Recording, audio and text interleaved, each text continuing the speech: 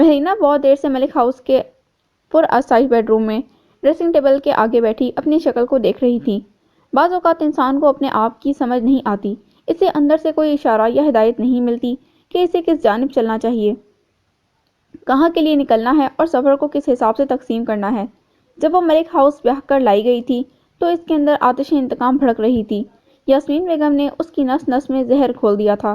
اس کے اندر یہ احساس جاگزیں کرنے میں ان کا بہت بڑا ہاتھ تھا کہ اسے ناجائز قرار دے کر تنفر و تحقیر کے جذبات سمیت ملک ہاؤس سے نکالا گیا تھا۔ یاسمین بیگم نے 20 برس تک لمحہ بلمحہ اس کے ذہن میں انتقام کا یہ پودا پروان چڑھایا تھا۔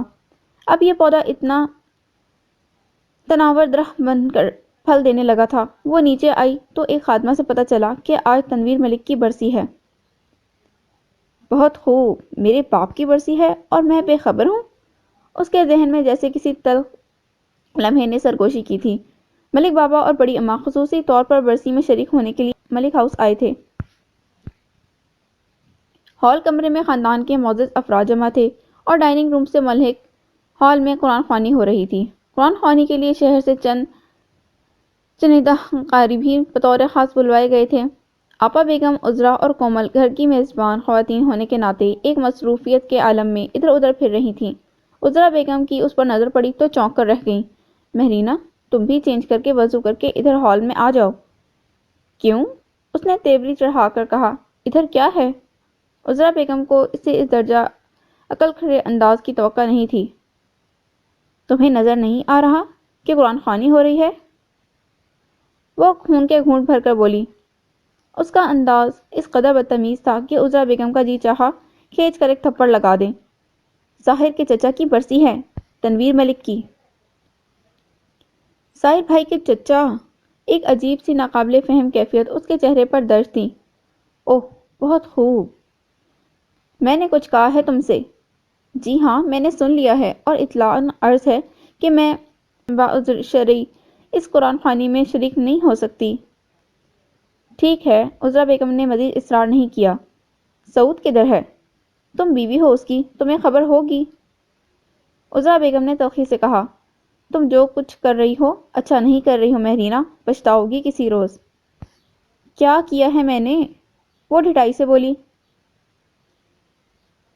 تم نے سعود کی دیوانگی اور محبت کا فائدہ اٹھا کر اسے اس طرح اپنے جال میں پھنسا کر ہمارے خلاف کر دیا ہے کہ اب وہ آنکھیں بند کر کے تمہارے کہے پر چل رہا ہے۔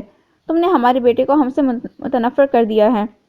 وہ سمجھتا ہے ملک ہاؤس کے لوگ اور اس کے ماں باپ اس کے دشمن ہیں۔ وہ اسے تم سے الگ کر رہے ہیں۔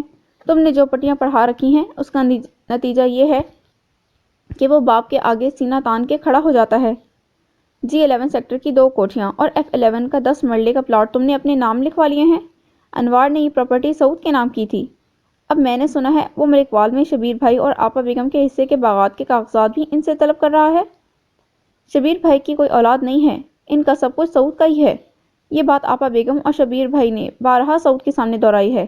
سعود نے اس سے پہلے ہمیشہ یہی جواب دیا کہ مجھے کچھ نہیں چاہیے اور نہ ایسی کوشش کی جائے، مگر اب وہ آپا بیگم سے کاغذات اس کے نام ٹرانسفر کرانے کی باتیں کر رہا ہے۔ تو اس سارے قصے میں کہاں آتی ہوں؟ شبیر تایا اور آپا بیگم نے سعود کو گود لیا تھا، اپنا بیٹا بنایا تھا، اپنی جائیداد اس کو ہی دیں گے نا۔ کیا حرج ہے کہ ابھی کاغذات تیار ہو جائیں؟ میں خوب جانتی ہوں۔ عذرا بیگم دانت پیس کر رہ گئی۔ تم نے اسے اکسایا ہے ایسا کرنے پر؟ مجھے معلوم ہے بعد میں تم وہ باغات بھی اپنے نام لکھوا لو گی، مگر سن لو، میں ایسا ہونے نہیں دوں گی۔ تم نے کیا ہمیں بالکل ہی عقل سے پیدل سمجھ رکھا ہے؟ میں تمہاری سازشوں کا پول کھول دوں گی۔ تم اپنی ماں کی پڑھائی گئی پٹی کے مطابق اپنا اور ہمارا گھر برباد کر رہی ہو۔ ابھی تو ڈریں اس وقت سے جب میں یہ پورا ملک ہاؤس اپنے نام لکھوا لوں گی۔ مہرینہ جیسے ان کی جلی بھنی کیفیت سے مزہ لے رہی تھی۔ ذرا یہ تقریب نپٹ جانے دو، اس کے بعد دیکھتے ہیں تمہیں۔ وہ پاؤں پٹکتی وہاں سے چلی گئیں۔ جب تک میرے ساتھ ہے اس وقت تک آپ لوگوں کی ایک نہیں چل سکتی۔ مہرینہ ان کی بے بسی سے بھرپور لطف لیتی ہوئی اوپر واپس اپنے کمرے میں آ گئی۔ سعود کچھ اس طرح اس کی مٹھی میں تھا کہ جیسے سانس بھی اس کی مرضی سے لیتا تھا۔ مہرینہ نے اپنی ماں سے سیکھی ہوئی چالاکیوں کے عین مطابق عمل کر کے اس کو مکمل طور پر اپنے ٹرانس میں لے لیا تھا اور اس مقصد کے لیے اس نے ہزار جبر و اکراه کے باوجود سعود کو تعلق زن و شوہر قائم کرنے کی اجازت دے دی تھی۔ بس کبھی کبھار نواز دیا کرو، دیکھنا کیسے ترستا تڑپتا بے قرار ہو کر تمہاری طرف لپکا کرے گا، کیونکہ بالکل تشنہ رکھو گی تو وہ بالآخر ہتھے سے اکھڑ جائے گا۔ یاسمین بیگم نے بہلا پچکا کر اسے اس امر کے لیے راضی کیا تھا۔ سعود کے ساتھ اس کی شادی کو 9 ماہ گزر گئے تھے، مگر اتنی طویل رفاقت کے باوجود وہ مہرینہ کے دل میں رتی برابر جگہ نہیں بنا سکا تھا۔ اس کا دل سرد پتھر کی سل کی طرح سخت جامد رہتا تھا۔ انتقام کی لہریں ایسا جوش مارتیں کہ اس کی ذات کی اکائی ٹوٹ ٹوٹ جاتی تھی۔ کبھی کبھار تو اسے لگتا جیسے وہ سائیکو کیس بنتی جا رہی ہے۔ ہر وقت ایک شدید ٹینشن اور ذہنی دباؤ اس کے دماغ کو گھیرے رکھتا، جانے کتنی مدتوں کا غبار تھا۔ یاسمین بیگم نے بتایا تھا کہ اس کے باپ تنویر ملک کے ایکسیڈنٹ میں انتقال کے بعد وہ ننھی سی جان کو لے کر ملک ہاؤس کی دہلیز پر گئی تھیں۔ وہاں سے ملک بابا نے بے عزت کر کے ٹھوکر مار مار کر ماں بیٹی کو باہر نکالا تھا۔ ان کے مطابق یہ محض دولت ہتھیانے اور ان کے خاندان کی نجابت و عزت کو داغدار کرنے کی ایک مذموم سازش تھی۔ ان کا معزز و محترم اور حسین و خوبرو بیٹا ایک معمولی خاندان کی بے رنگ و نشاں کالی چڑیل سے شادی کیسے کر سکتا ہے؟ میں نے اس وقت سوچ لیا تھا کہ پہلے تو دولت ہتھیانے کا کوئی خیال نہیں تھا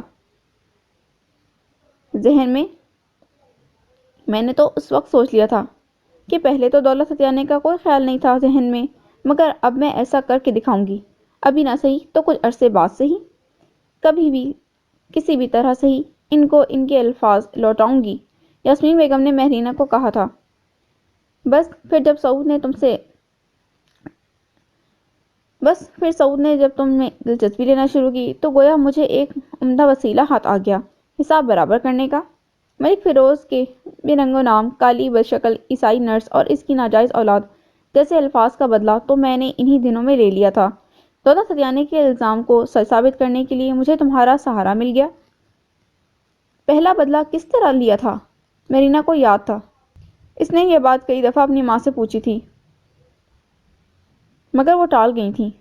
پھر بتاؤں گی کبھی۔ بہرحال یوں سمجھ لو کہ میں نے ان کے خون کے ساتھ وہ کچھ کیا ہے کہ ساری عمر تڑپتے رہیں اور کبھی کھوج نہ پائیں، اور اس بات کا انکشاف میں کسی موقع پر ہی کروں گی۔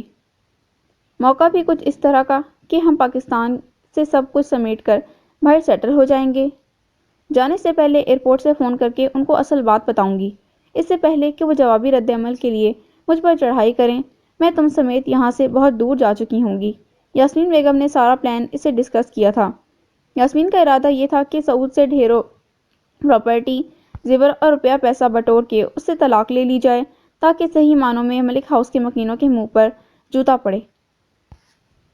دونوں ماں بیٹی بڑی حد تک اپنے مقصد میں کامیاب ہو چکی تھیں۔ مہرینہ نے آہستہ آہستہ سعود اور انوار صاحب کی بیشتر پراپرٹی اپنے نام کروا لی تھی۔ بھائی صاحب، میں سعود کی وجہ سے بہت پریشان ہوں، انوار صاحب تھکے تھکے انداز میں شبیر صاحب کے ساتھ بیٹھ گئے۔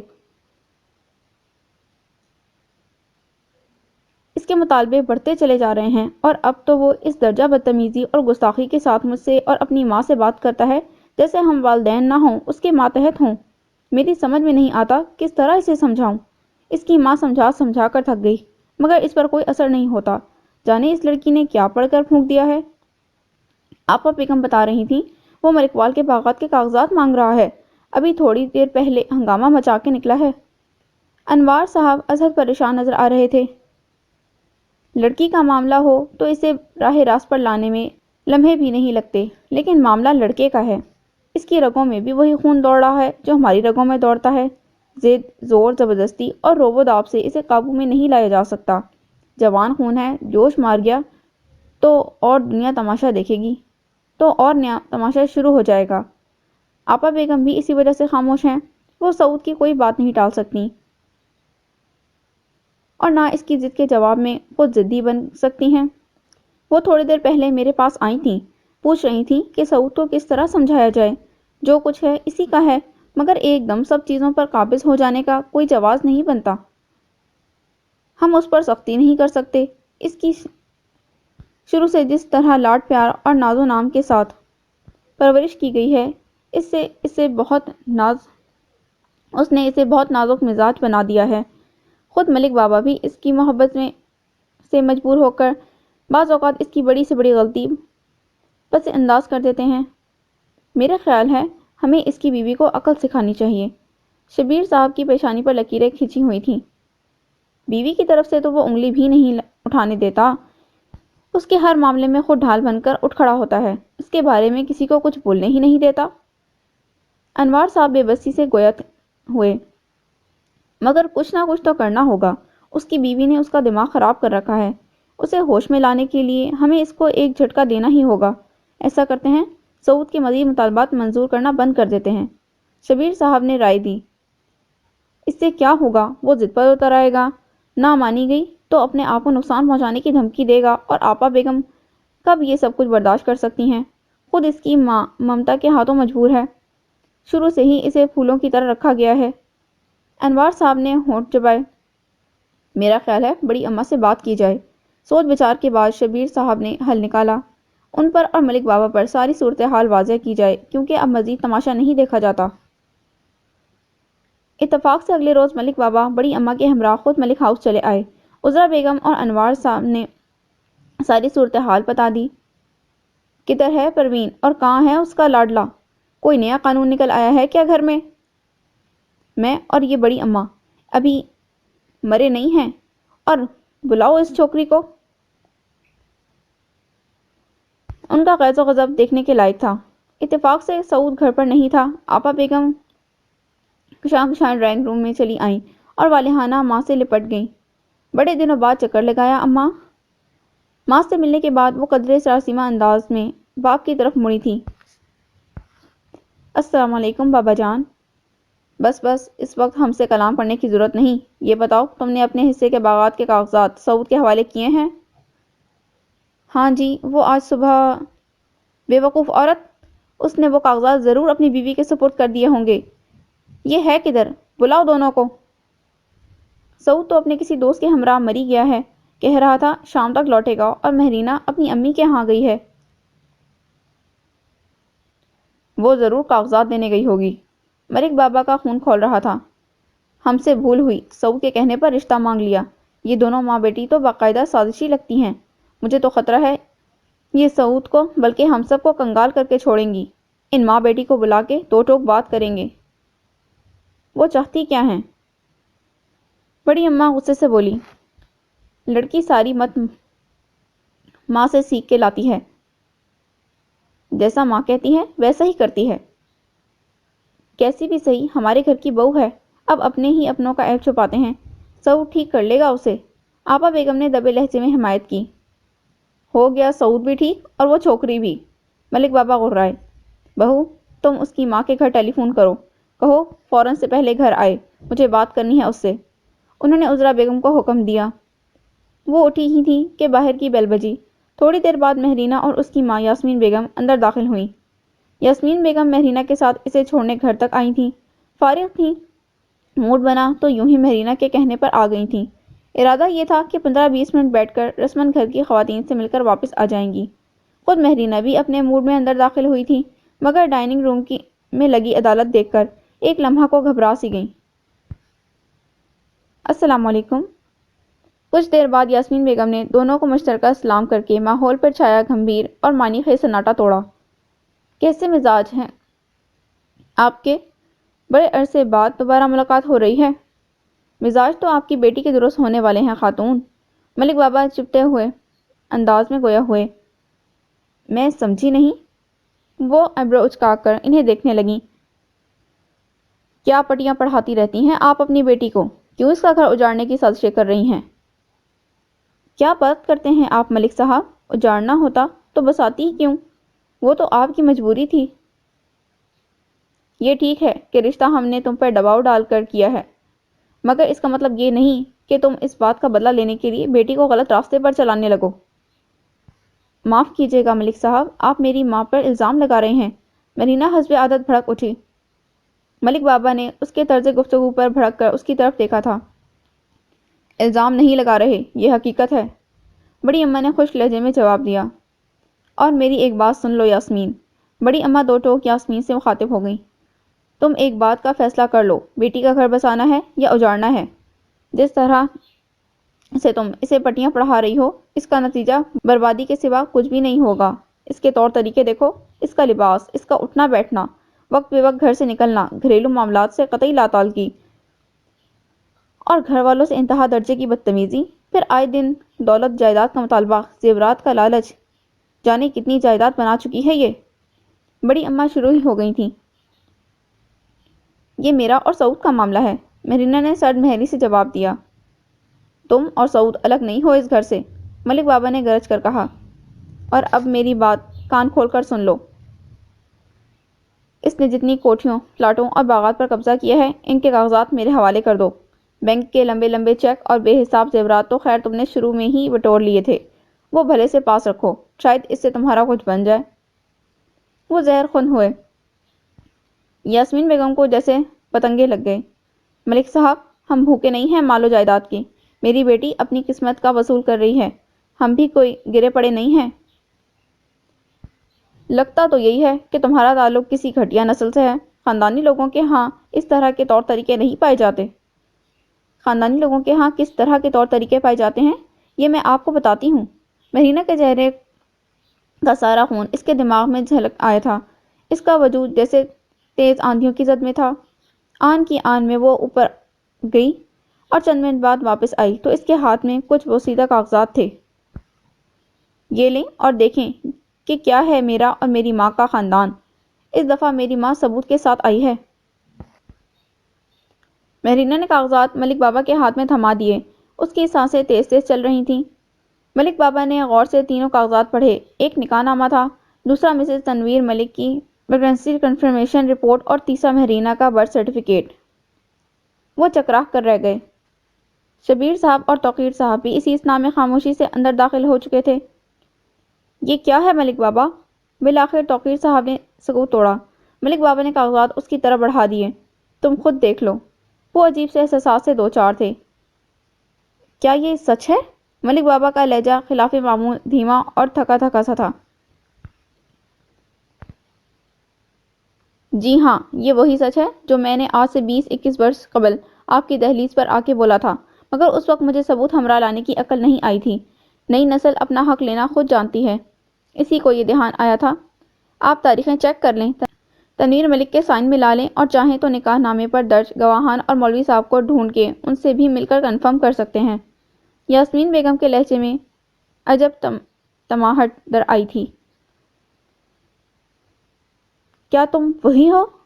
ملک بابا کا لہجہ کھویا کھویا تھا۔ آج سے برسوں پہلے نقاب والی چادر میں ملبوس ایک گہرے سانولے رنگ کی عیسائی نرس چند ماہ کی بچی گود میں لے کے ان کی دہلیز پر آئی تھی اور انہوں نے بنا کچھ سنے اسے حقارت سے باہر نکال دیا تھا۔ انہیں کیا خبر تھی کہ وہ اپنے پوتے کے لیے بھتیجے کی بیٹی بیاہ کر لائے ہیں، انہوں نے تو محض سعود کی ضد پوری کی تھی۔ تنویر ملک شبیر صاحب اور توقیر صاحب کے چھوٹے بھائی تھے، ان سے ملک بابا کا چچا بھتیجے کا رشتہ بھی تھا اور سوتیلے بیٹے کا بھی۔ ابھی تک ملک ہاؤس کے مکینوں کو تنویر ملک کی جواں عمری کی حادثاتی موت کا زخم نہیں بھولا تھا۔ یہ تو معلوم ہی نہیں تھا کہ وہ جاتے جاتے اپنی نشانی دے گیا تھا۔ اس ڈر سے ملک بابا سے یہ شادی چھپائی گئی تھی کہ ابھی فی الحال وہ قبول نہیں کریں گے، بعد میں کسی مناسب وقت پر طریقے سے انہیں بتا دیا جائے گا، مگر وقت نے تنویر ملک کو اتنی مہلت ہی نہیں دی تھی۔ توقیر صاحب کاغذات کا اچھی طرح مطالعہ کرنے کے بعد غور سے مہرینہ کے نقش کھوجنے لگے۔ اس کے سرخی مائل دمکتے چہرے کے نقوش میں عجب سی ضد اور جذباتیت چھپی تھی، بالکل ویسی ہی جیسی کہ تنویر کے چہرے سے جھلکتی تھی۔ آنکھوں میں ایک بے چینی تھی اور انہیں یاد آ رہا تھا کہ تنویر ملک بھی اپنی پرسنالٹی کے حساب سے پارے کی طرح بے چین و بے قرار دکھائی دیتا تھا، ہر وقت کسی نہ کسی سرگرمی میں مبتلا رہتا تھا۔ آج وہ غور سے دیکھ رہے تھے تو بہت سی شباہتیں دکھائی دے رہی تھیں۔ تو تم تنویر ملک کی بیوی اور بیٹی کی ماں ہونے کی دعوے دار ہو؟ ملک بابا نہایت غور سے یاسمین بیگم کی طرف دیکھ رہے تھے۔ ہاں۔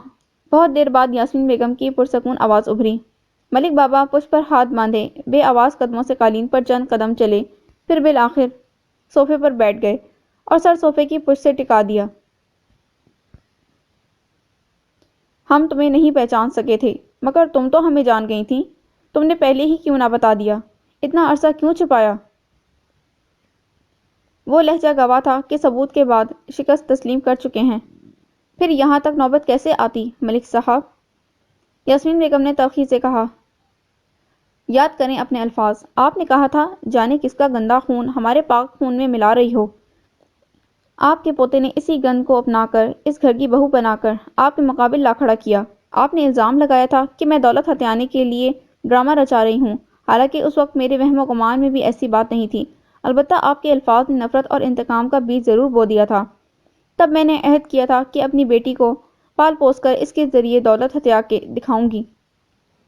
وہ تو قدرت کی طرف سے سعود کے ذریعے مجھے اپنا انتقام پورا کرنے کا آسان ذریعہ حاصل ہو گیا۔ آپ کے خاندان کو نہ صحیح، آپ کے ایک بیٹے کو تو کنگال کر ہی دیا ہے نا۔ اتنا کچھ ضرور حاصل کر لیا ہے کہ تعمر بیٹھ کر کھا سکیں۔ بات سنو یاسمین۔ بڑی اماں اٹھ کر ان کے پاس آئیں اور انہیں صوفے پر بٹھا لیا۔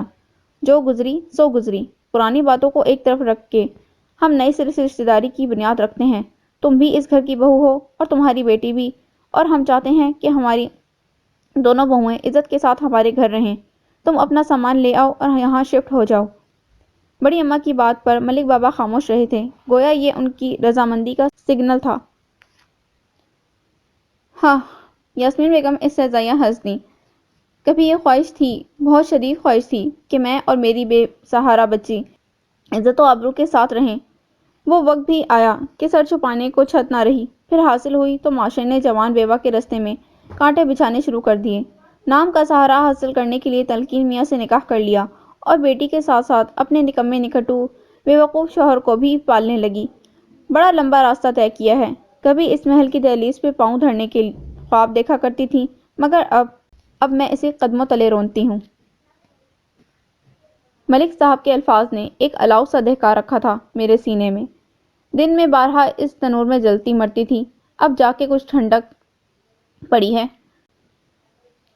تمہاری بیٹی نے اپنی چالاکی اور تمہاری سکھائی ہوئی مکاری سے کام لے کر ہم سے جتنا وصولا ہے، ہم اسے اسی کے نام کرتے ہیں۔ ہم یہی سمجھیں گے کہ تنویر کی بیٹی کو اس کا حصہ مل گیا، لیکن خدارا تم اپنی بیٹی کی زندگی خراب نہ کرو۔ آپا بیگم نے بڑی دیر بعد لب کھولے تھے۔ زندگی خراب کرنا؟ یاسمین بیگم نے ٹھٹا لگایا۔ ابھی میری بچی کی زندگی شروع ہی کہاں ہوئی ہے؟ ان کی آنکھوں میں ایک تیز چمک تھی۔ زندگی تو وہ اب گزارے گی یہاں سے چھٹکارا پا کر۔ مختصر یہ کہ میرا اور میری بیٹی کا اب کوئی اور مطالبہ نہیں ہے ماں سوائے طلاق کے۔ طلاق؟ ملک ہاؤس کے در و دیوار لرز اٹھے تھے۔ بڑی اماں کی آنکھیں پھٹی کی پھٹی رہ گئیں۔ ملک بابا بھی ایک لمحے کو بے یقینی اور تحیر کے سمندر میں ڈوبے ان کی صورت دیکھتے رہے تھے۔ تمہیں کچھ ہوش ہے یاسمین بیگم؟ تم کیا کہہ رہی ہو؟ بالآخر ملک بابا گرج کر قہر ساماں انداز میں گویا ہوئے۔ ان کا چہرہ سرخ پڑ گیا تھا، ناک کے نتنے پھول گئے تھے اور سانسوں میں تیزی آ گئی تھی۔ امی ٹھیک کہہ رہی ہیں، نرینا نے بے لچک انداز میں مداخلت کی۔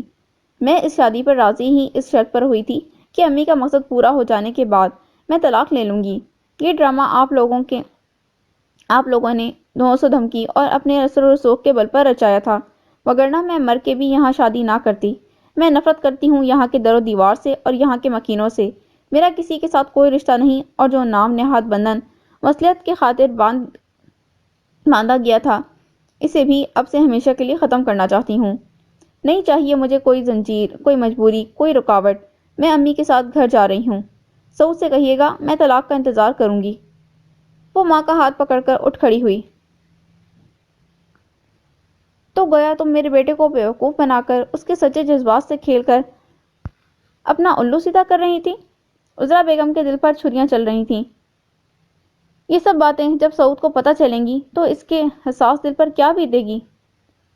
رکو لڑکی، تم اس طرح نہیں جا سکتی۔ ملک بابا دھاڑے۔ مجھے اپنی ماں کے ساتھ جانے سے کوئی نہیں روک سکتا، اور سن لیجئے، طلاق ایسے نہ ملی تو پھر کورٹ کی راہیں سب کے لیے کھلی ہیں۔ وہ ملک ہاؤس کے مکینوں کو سکتے کے عالم میں چھوڑ کر اپنی ماں کے ساتھ گھر کی دہلیز پار کر گئی تھی۔ سکندر ملک آباد میں تھا جب فتح محمد ڈرائیور نے اسے ملک وال واپس جانے کا پیغام سنایا۔ شہریار کو ملک وال چھوڑنا تھا۔ شہریار کے ساتھ ایاز ملک اور اس کی بیوی بھی تھی۔ شام گئے وہ لوگ ملک وال کی حویلی پہنچے تھے۔ وہ جیپ سے سامان اتار کر زنان خانے میں ماسی برکتے کو تلاشنے لگا۔ وہ تو کل سے نہیں آ رہی صاحب، ایک معمر نوکرانی نے پوچھنے پر بتایا۔ کیوں، کیا ہوا اس کے ساتھ؟ او جی، اس کی کڑی کوثر کو کوئی چک کے لے گیا ہے، کل سویرے سے غائب ہے جی، اس نے سرگوشی کے سے لہجے میں بتایا۔ کیا؟ سکندر کے قدموں تلے سے زمین نکل گئی۔ کوثر کل صبح سے گھر سے لاپتہ ہے؟ اوہ میرے خدایا! اس کے اندر بھونچال برپا ہو گیا۔ نوکرانی بتا کر اپنی راہ ہو لی تھی۔ اس سے پہلے کہ وہ پلٹتا، سامنے راہداری سے گولڈن کامدار سرخ ریشمی سوٹ میں شعلہ جوالا بنی سائمہ اس کی طرف آتی دکھائی دی۔ اوہ سکندر جی آئے ہیں، وہ جتانے والے انداز میں گویا ہوئی تھی، جیسے اس کے اندر کی ایک ایک کیفیت محسوس کر رہی ہو۔ سائمہ بی بی؟ دفتن سکندر نے اس کے قریب جا کر اس کے کندھے پر ہاتھ رکھ دیے۔ اس کا لہجہ عجیب بھجا ہوا تھا۔ کوثر کو کہاں رکھا گیا ہے؟ وہ اس کی آنکھوں میں دیکھ کر دھیمے مگر نہایت فیصلہ کن انداز میں گویا ہوا۔ اس کے لہجے میں کوئی حتمی پن تھا کہ سائمہ اپنا سابقہ لہجہ برقرار نہ رکھ پائی۔ لا محالہ اسے بھی سنجیدہ ہونا پڑا۔ بس اتنا جانتی ہوں کہ ملک دراب کے بندوں نے اٹھایا ہے، اس کو کہاں رکھا ہے اس کا علم نہیں ہے، مگر مجھے اس کا پتہ چاہیے ہر صورت۔ سکندر کے خون میں ابال اٹھ رہا تھا۔ ظاہر ہے اس کے بارے میں دراب بھائی کو کریدنا پڑے گا۔ کیا دو گے اس کا مجھے؟ کیا لیں گی آپ؟ سکندر نے لب بھینچ کر پوچھا۔ میرا مطالبہ تمہیں معلوم ہے؟ سائمہ سیدھا اس کی آنکھوں میں دیکھ رہی تھی۔ سکندر کا جی چاہا دونوں ہاتھوں سے اس کی سفید گردن پکڑ کر دبا دے۔ عورت بے-حیائی کا لبادہ اوڑھ لے تو پھر وہ ایک خونی بلا بن جاتی ہے۔ ٹھیک ہے۔ بہت دیر بعد سکندر نے گہری سانس خارج کرنے کے بعد جواب دیا تھا۔ سائمہ کے چہرے پر عجیب سی کیفیت در آئی۔ مگر شرط یہ ہے کہ پہلے مطالبہ پورا کرو، پھر تمہارا کام ہوگا۔ سکندر جلتے تنور میں جا گرا۔ اس کی رگوں میں خون کی جگہ شرارے دوڑ رہے تھے۔ تب تک بہت دیر ہو چکی ہوگی۔ نہیں، یہ میں تمہیں یقین دلا دوں گی کہ اب تک کوثر محفوظ ہے۔ ابھی اس تک کوئی نہیں پہنچ سکا، اور یہ بھی بتا دوں گی کہ اگر تم خود سے اسے ڈھونڈنے کی کوشش کرو گے تو ساری عمر بھی اس کا نشان نہ پا سکو گے۔ دراب بھائی کی پہنچ کہاں تک ہے اور اس کے ٹھکانے کس قدر محفوظ ہیں، یہ بات تم سے زیادہ اور کون جان سکتا ہے۔ ان کا کوئی بھی کچھ نہیں بگاڑ سکتا۔ میں تم سے وعدہ کرتی ہوں صبح تک تمہیں کوثر کا ٹھکانہ بتا دوں گی۔ بس تم نے یہ کرنا ہے کہ آج رات سب کے سو جانے کے بعد میرے کمرے میں آ جاؤ۔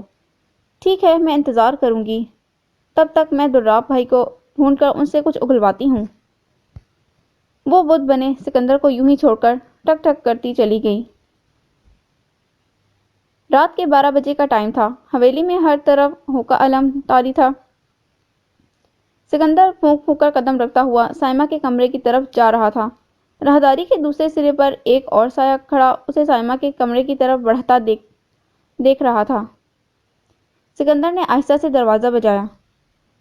آ جاؤ، دروازہ کھلا ہے۔ سائمہ کی مخمور سرگوشی نے اس کا استقبال کیا۔ سکندر دھڑکتے دل سے اندر داخل ہو گیا۔ اندر داخل ہونے سے پہلے اس نے دل ہی دل میں اعوذ باللہ پڑھی تھی۔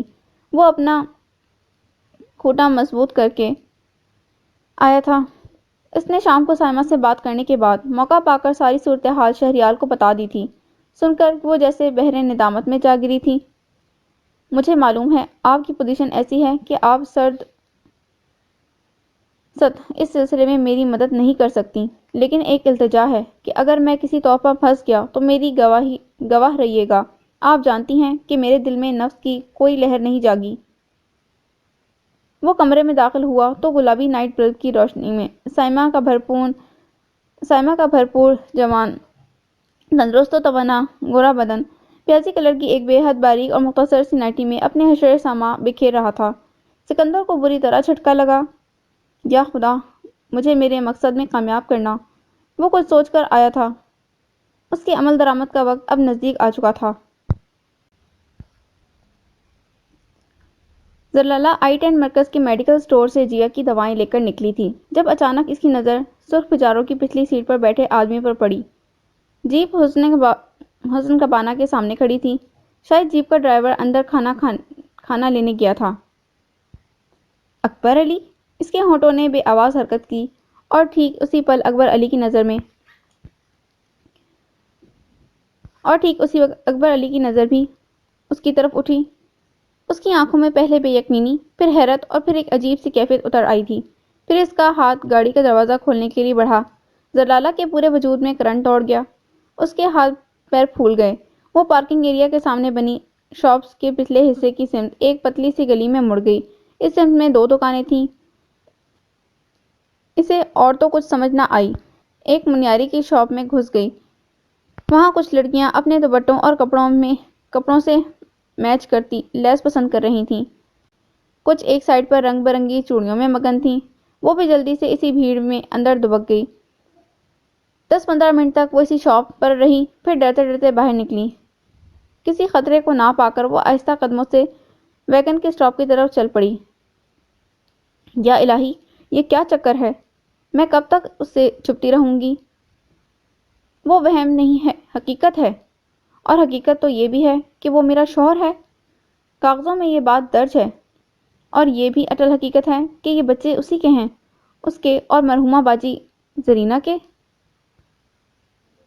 میرا تو کچھ بھی نہیں ہے۔ میں کاغذوں میں بیاہی گئی اور دنیاوی دستور کے مطابق لفظوں میں ماں بنی۔ میری اصل حقیقت کیا ہے؟ اصولاً نہ میں کسی کی اولاد ہوں، نہ کسی کی بیوی ہوں، نہ ماں ہوں۔ ہر رشتہ لفظی ہی دیکھا ہے۔ ہیلو ساحر بھائی، کہاں ہو تم؟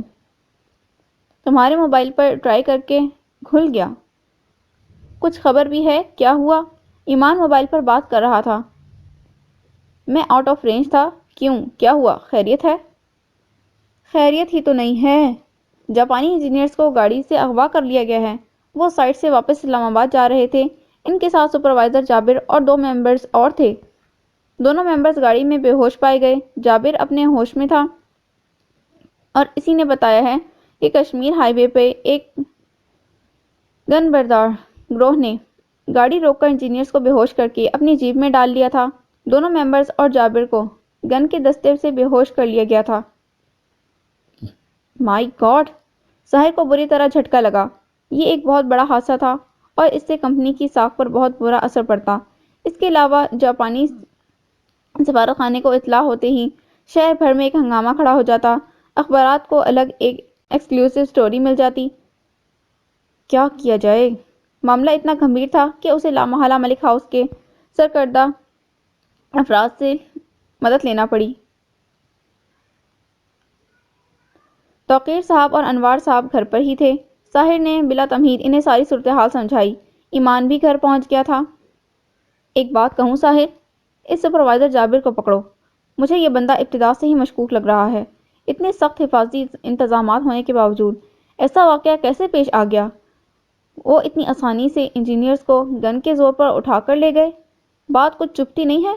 آخر ان کو کس نے اطلاع کی تھی کہ جاپانی انجینئرز کو اس نمبر کی ٹیوٹا ہائیس میں لایا جا رہا ہے؟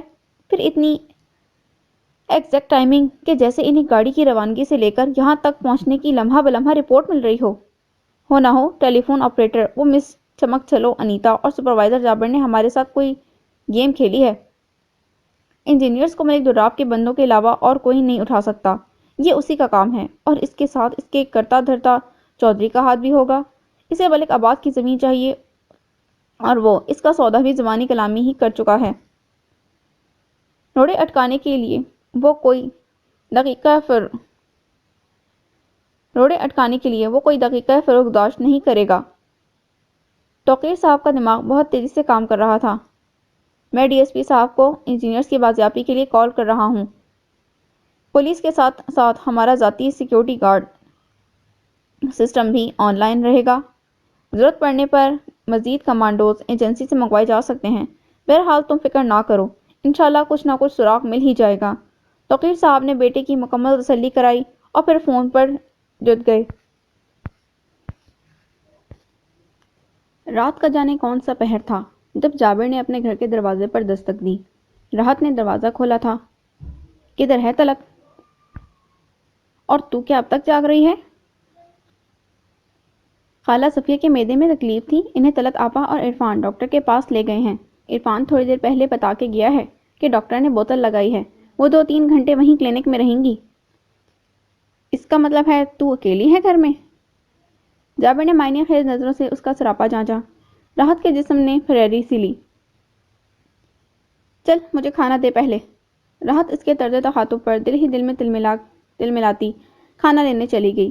اس کے ذہن میں یہی تھا کہ کھانا دینے کے فوراً بعد وہ اپنے کمرے میں بند ہو کے کنڈی چڑھا لے گی، مگر جابر پر جیسے آج حوث کا بھوت سوار تھا۔ انیتا اپنے شہر والے فلیٹ میں تھی۔ رات کی تنہائی اور شام کو جاپانی انجینئرز کے ڈرامائی اغوا کا واقعہ ذہن سے مٹانے کے لیے راحت کا پرکشش و پرشباب وجود بہت غنیمت لگا۔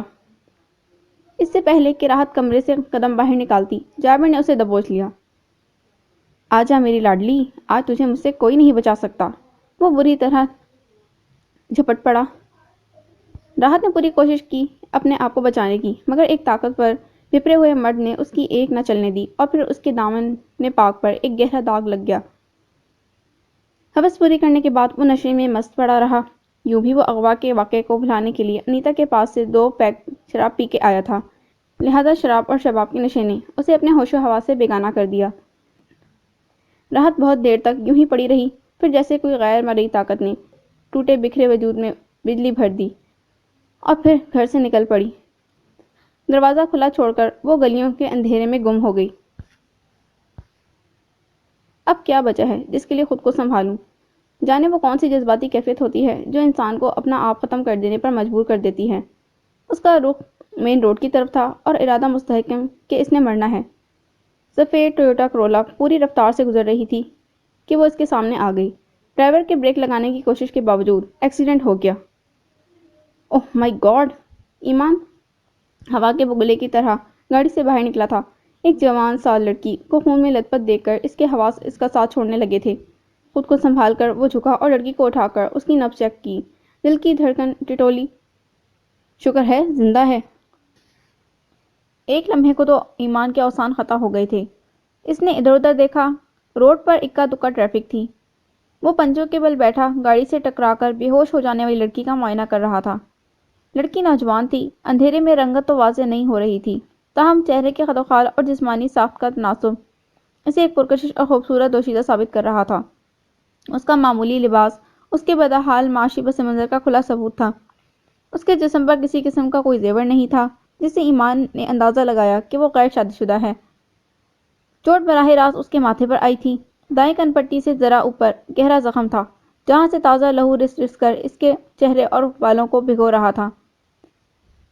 جب ایمان اسے اٹھا کر گاڑی کی بیک سیٹ پر لٹا رہا تھا تو اس کی نظریں بائیں بازو کی کہنی سے ذرا اوپر کے حصے پر پڑی۔ یہاں بھی 3-4 انچ لمبا زخم کا نشان تھا جہاں سے خون کے قطرے ٹپک رہے تھے۔ ایمان نے فوری طور پر سید پور روڈ کی طرف گاڑی موڑ لی۔ یہاں بہت سے پرائیویٹ کلینک اور نرسنگ ہوم تھے۔ اس نے ناصر نرسنگ ہوم کے آگے گاڑی روکی۔ تھوڑی دیر بعد زخمی لڑکی کو ایمرجنسی وارڈ میں منتقل کر دیا گیا۔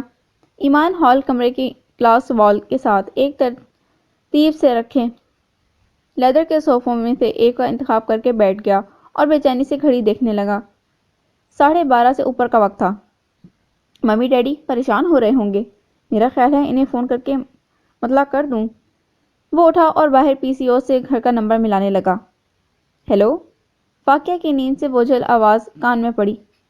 اوئے بلی، تو ابھی تک جاگ رہی ہے؟ تو یہ آپ ہیں بے ایمان صاحب؟ خیر سے کہاں مٹر گشت کر رہے ہیں؟ ڈیڈی 10 دفعہ پوچھ چکے ہیں، ممی بھی فکر مند ہیں۔ مت پوچھو ہم کہاں ہیں، وہ بڑی ترنگ سے بولا۔ کیوں؟ کیا آپ عالم بالا سے مخاطب ہیں یا تخت السری پہنچے ہوئے ہیں؟ وہ تنگ آ کر بولی۔ اجی ہم جنت کے مزے لوٹ رہے ہیں۔ ہا کیا عالی شان سنگ مرمر کا تخت ہے جس پر ہم یعنی شہزادہ عالم جلوہ افروز ہیں۔ ہمارے سر پر ہیروں کا تاج ہے اور جسم پر سونے کی تاروں سے بنا ہوا بیش بہا لباس۔ پاؤں میں قیمتی پتھروں کے جڑے نایاب جوتے، اطراف میں خادموں اور کنیزوں کا ایک ہجوم بے کراں ہے۔ تخت کے عین سامنے سنگ مرمر کے فرش پر حسن پریاں محو رقص ہیں، حسینہ عالم زمرد و نیلم سے جڑی منقش ٹرے میں دنیا کے سب سے لذیذ ترین، مقوی اور اشتہا انگیز اشیائے خورد و نوش لیے میرے سامنے کھڑی بڑے ناز و ادا سے مجھ سے اصرار کر رہی ہے۔ ایمان اپنی دھن میں رواں تھا اور ادھر پی سی او کے کاؤنٹر پر بیٹھا مالک آنکھیں پھاڑے اسے مشکوک نظروں سے دیکھ رہا تھا۔ اب تم ہی بتاؤ، اتنی سخت مصروفیت اور محویت کے عالم میں کیسے آرام منزل جیسے معمولی اور بے وقت سے مکان میں تشریف لا سکتا ہوں؟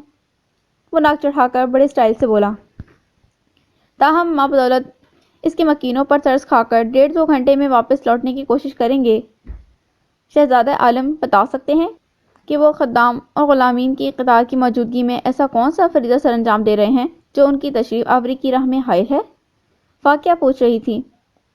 ہم ایک بے بس اور لاچار زخمی مریضہ کو مطب میں حکمہ کے ہجوم میں آلات جراحی سمیت چھوڑ کر آئے ہیں اور اس کے ہوش میں آنے تک اسی عالم میں تشریف رکھنے کا عزم باندھے ہوئے ہیں۔ مریضہ؟ فاقیہ کی معنی خیز آواز بھری۔ پھر تو آج جناب کے تشریف فرمانے کی وجہ سمجھ میں آتی ہے۔ خبردار، حد ادب گستاخ کنیز، ایمان نے ڈانٹا۔ اب ہم مزید گفتگو کا ارادہ نہیں رکھتے، فون بند کیا جائے۔ فون رکھنے کے بعد اس نے بڑی شرافت سے پی سی او والے کو مخاطب کیا۔ کتنے پیسے بھائی صاحب؟ بھائی صاحب ٹکر ٹکر اس کی طرف دیکھ رہے تھے۔ 10 روپے جناب۔ وہ ہڑبڑاہٹ کے عالم میں گویا ہوا۔ ایمان نے 10 کا نوٹ کاؤنٹر پر رکھا اور کچھ گنگناتا ہوا پلٹنے لگا۔ بات سنیے جناب۔ وہ پلٹنے کو تھا جب کاؤنٹر سے آواز کان میں پڑی۔ جناب آپ دیکھنے میں تو اچھے خاصے سمجھدار اور معزز گھرانے کے دکھائی دیتے ہیں۔ کاؤنٹر مین اس کے حلیے کا بغور جائزہ لے رہا تھا۔ بادامی پینٹ، سفید رنگ کی بادامی دھاریوں والی شرٹ، چمکتے ہوئے بلیک شوز، نفاست سے بنائے ہوئے سیاہ چمکتے بال، گندمی صحت مند چہرہ اور بھرپور قد و قامت۔ معاف کیجیے گا، آپ کا ذہنی توازن درست نہیں لگتا۔ کیا اس طرح کے دورے آپ کو اکثر پڑتے رہتے ہیں؟ آپ کا دماغ خراب ہے کیا؟ ایمان کو جانے کیا سوجی۔ وہ ازراہ تفنن اس پر چڑھ دوڑا اور یوں بولا جیسے قیامت اٹھا دینے کا ارادہ رکھتا ہو۔ معاف کیجیے گا جناب، میں تو بس یوں ہی غلطی ہو گئی جی۔ وہ گھبرا گیا۔ آئندہ خیال رکھنا گستاخ آدمی۔ وہ بڑے احساس کرنے والے انداز میں گویا ہوا۔ ہمارا جلاد ہماری شان میں گستاخی کرنے والے کا سر قلم کر دیتا ہے۔ یہ کہہ کر وہ پشت پر ہاتھ باندھے، سینہ تانے، زور زور سے پاؤں زمین پر مارتا پی سی او سے باہر نکل گیا۔ سڑک پر آ کر کاؤنٹر مین کی اونک شکل تصور میں لا کر خوب ہنسا۔ کیسی دھاک بٹھا دی اپنی فنکاری کی۔ کیا رپورٹ ہے بھئی مریضہ کے بارے میں؟ زخموں کو صاف کر کے پٹی کر دی گئی ہے، اس کی حالت خطرے سے باہر ہے، تاہم ابھی وہ ہوش میں نہیں آئی ہے۔ امید ہے صبح تک بے ہوشی ٹوٹ جائے گی۔ ہو سکتا ہے اس کی حالت کے پیش نظر 2-4 روز اسے ایڈمٹ رکھنا پڑے۔ یہ رہی چارج سلپ۔ ریسیپشن پر موجود درمیانی عمر کے فربہی مائل آدمی نے رپورٹ دی۔ ایمان نے سلپ پر لکھی 2500 روپے کی رقم ادا کی اور پھر اپنا کارڈ کاؤنٹر پر ڈال دیا۔ یہ رہے میرے ٹیلی فون نمبرز۔ کسی قسم کی ایمرجنسی ہو تو مجھے فوراً بلوا لیجیے گا۔ میں صبح دوبارہ چکر لگاؤں گا۔ مریضہ کا خیال رکھیے گا۔ بے فکر رہیں جناب۔ کاؤنٹر مین معمول کی خوش اخلاقی سے گویا ہوا۔ ایمان جیب سے کار کی چابیاں نکال کر باہر آ گیا۔ اس وقت رات کے 1:30 بج رہے تھے۔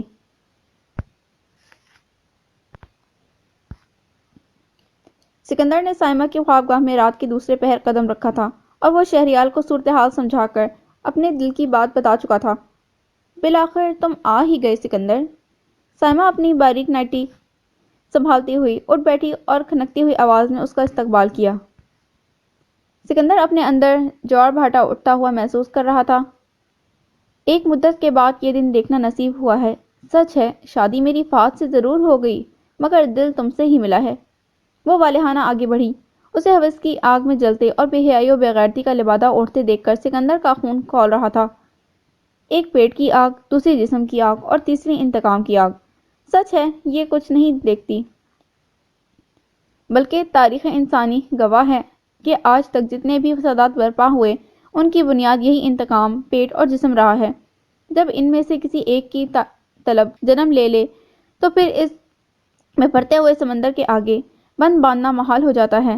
ضبط کے خوگر تو اپنی ایمانی طاقت اور صبر و استقامت کی بنا پر اس طوفان میں بہنے اور بہکنے سے بچ جاتے ہیں، مگر کمزور ایمان والے اور اخلاقیات سے عاری لوگ طلب کے اس ریلے میں بہتے چلے جاتے ہیں۔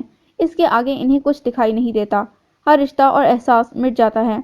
مدعا و منتہا فقط آگ بجھانے کا مرکز رہ جاتا ہے۔ اس تک پہنچنا، اس سے بھوک مٹانا اور لذت حاصل کرنا زندگی کا واحد مقصد بن جاتا ہے۔ سکندر سائمہ کو ہوس کی دھند میں لپٹے شرم و حیا اور نسوانی خودداری کا چولہ اتارتے بے غیرتی کا نقاب لگائے دیکھ کر خون کے گھونٹ پی رہا تھا۔ سکندر اس کے حلیے سے نظریں چراتا ہوا عین اس کے سامنے آ کھڑا ہوا۔ کوثر کہاں ہے؟ اس کے لہجے میں پختگی تھی۔ کون کہاں ہے؟ اس کو بھول جاؤ، بس یہ یاد رکھو کہ رات ہے، تنہائی ہے اور ہم تم یہاں ہیں، ایک دوسرے کے سامنے۔ سائمہ نے مخمور آواز میں سرگوشی کی۔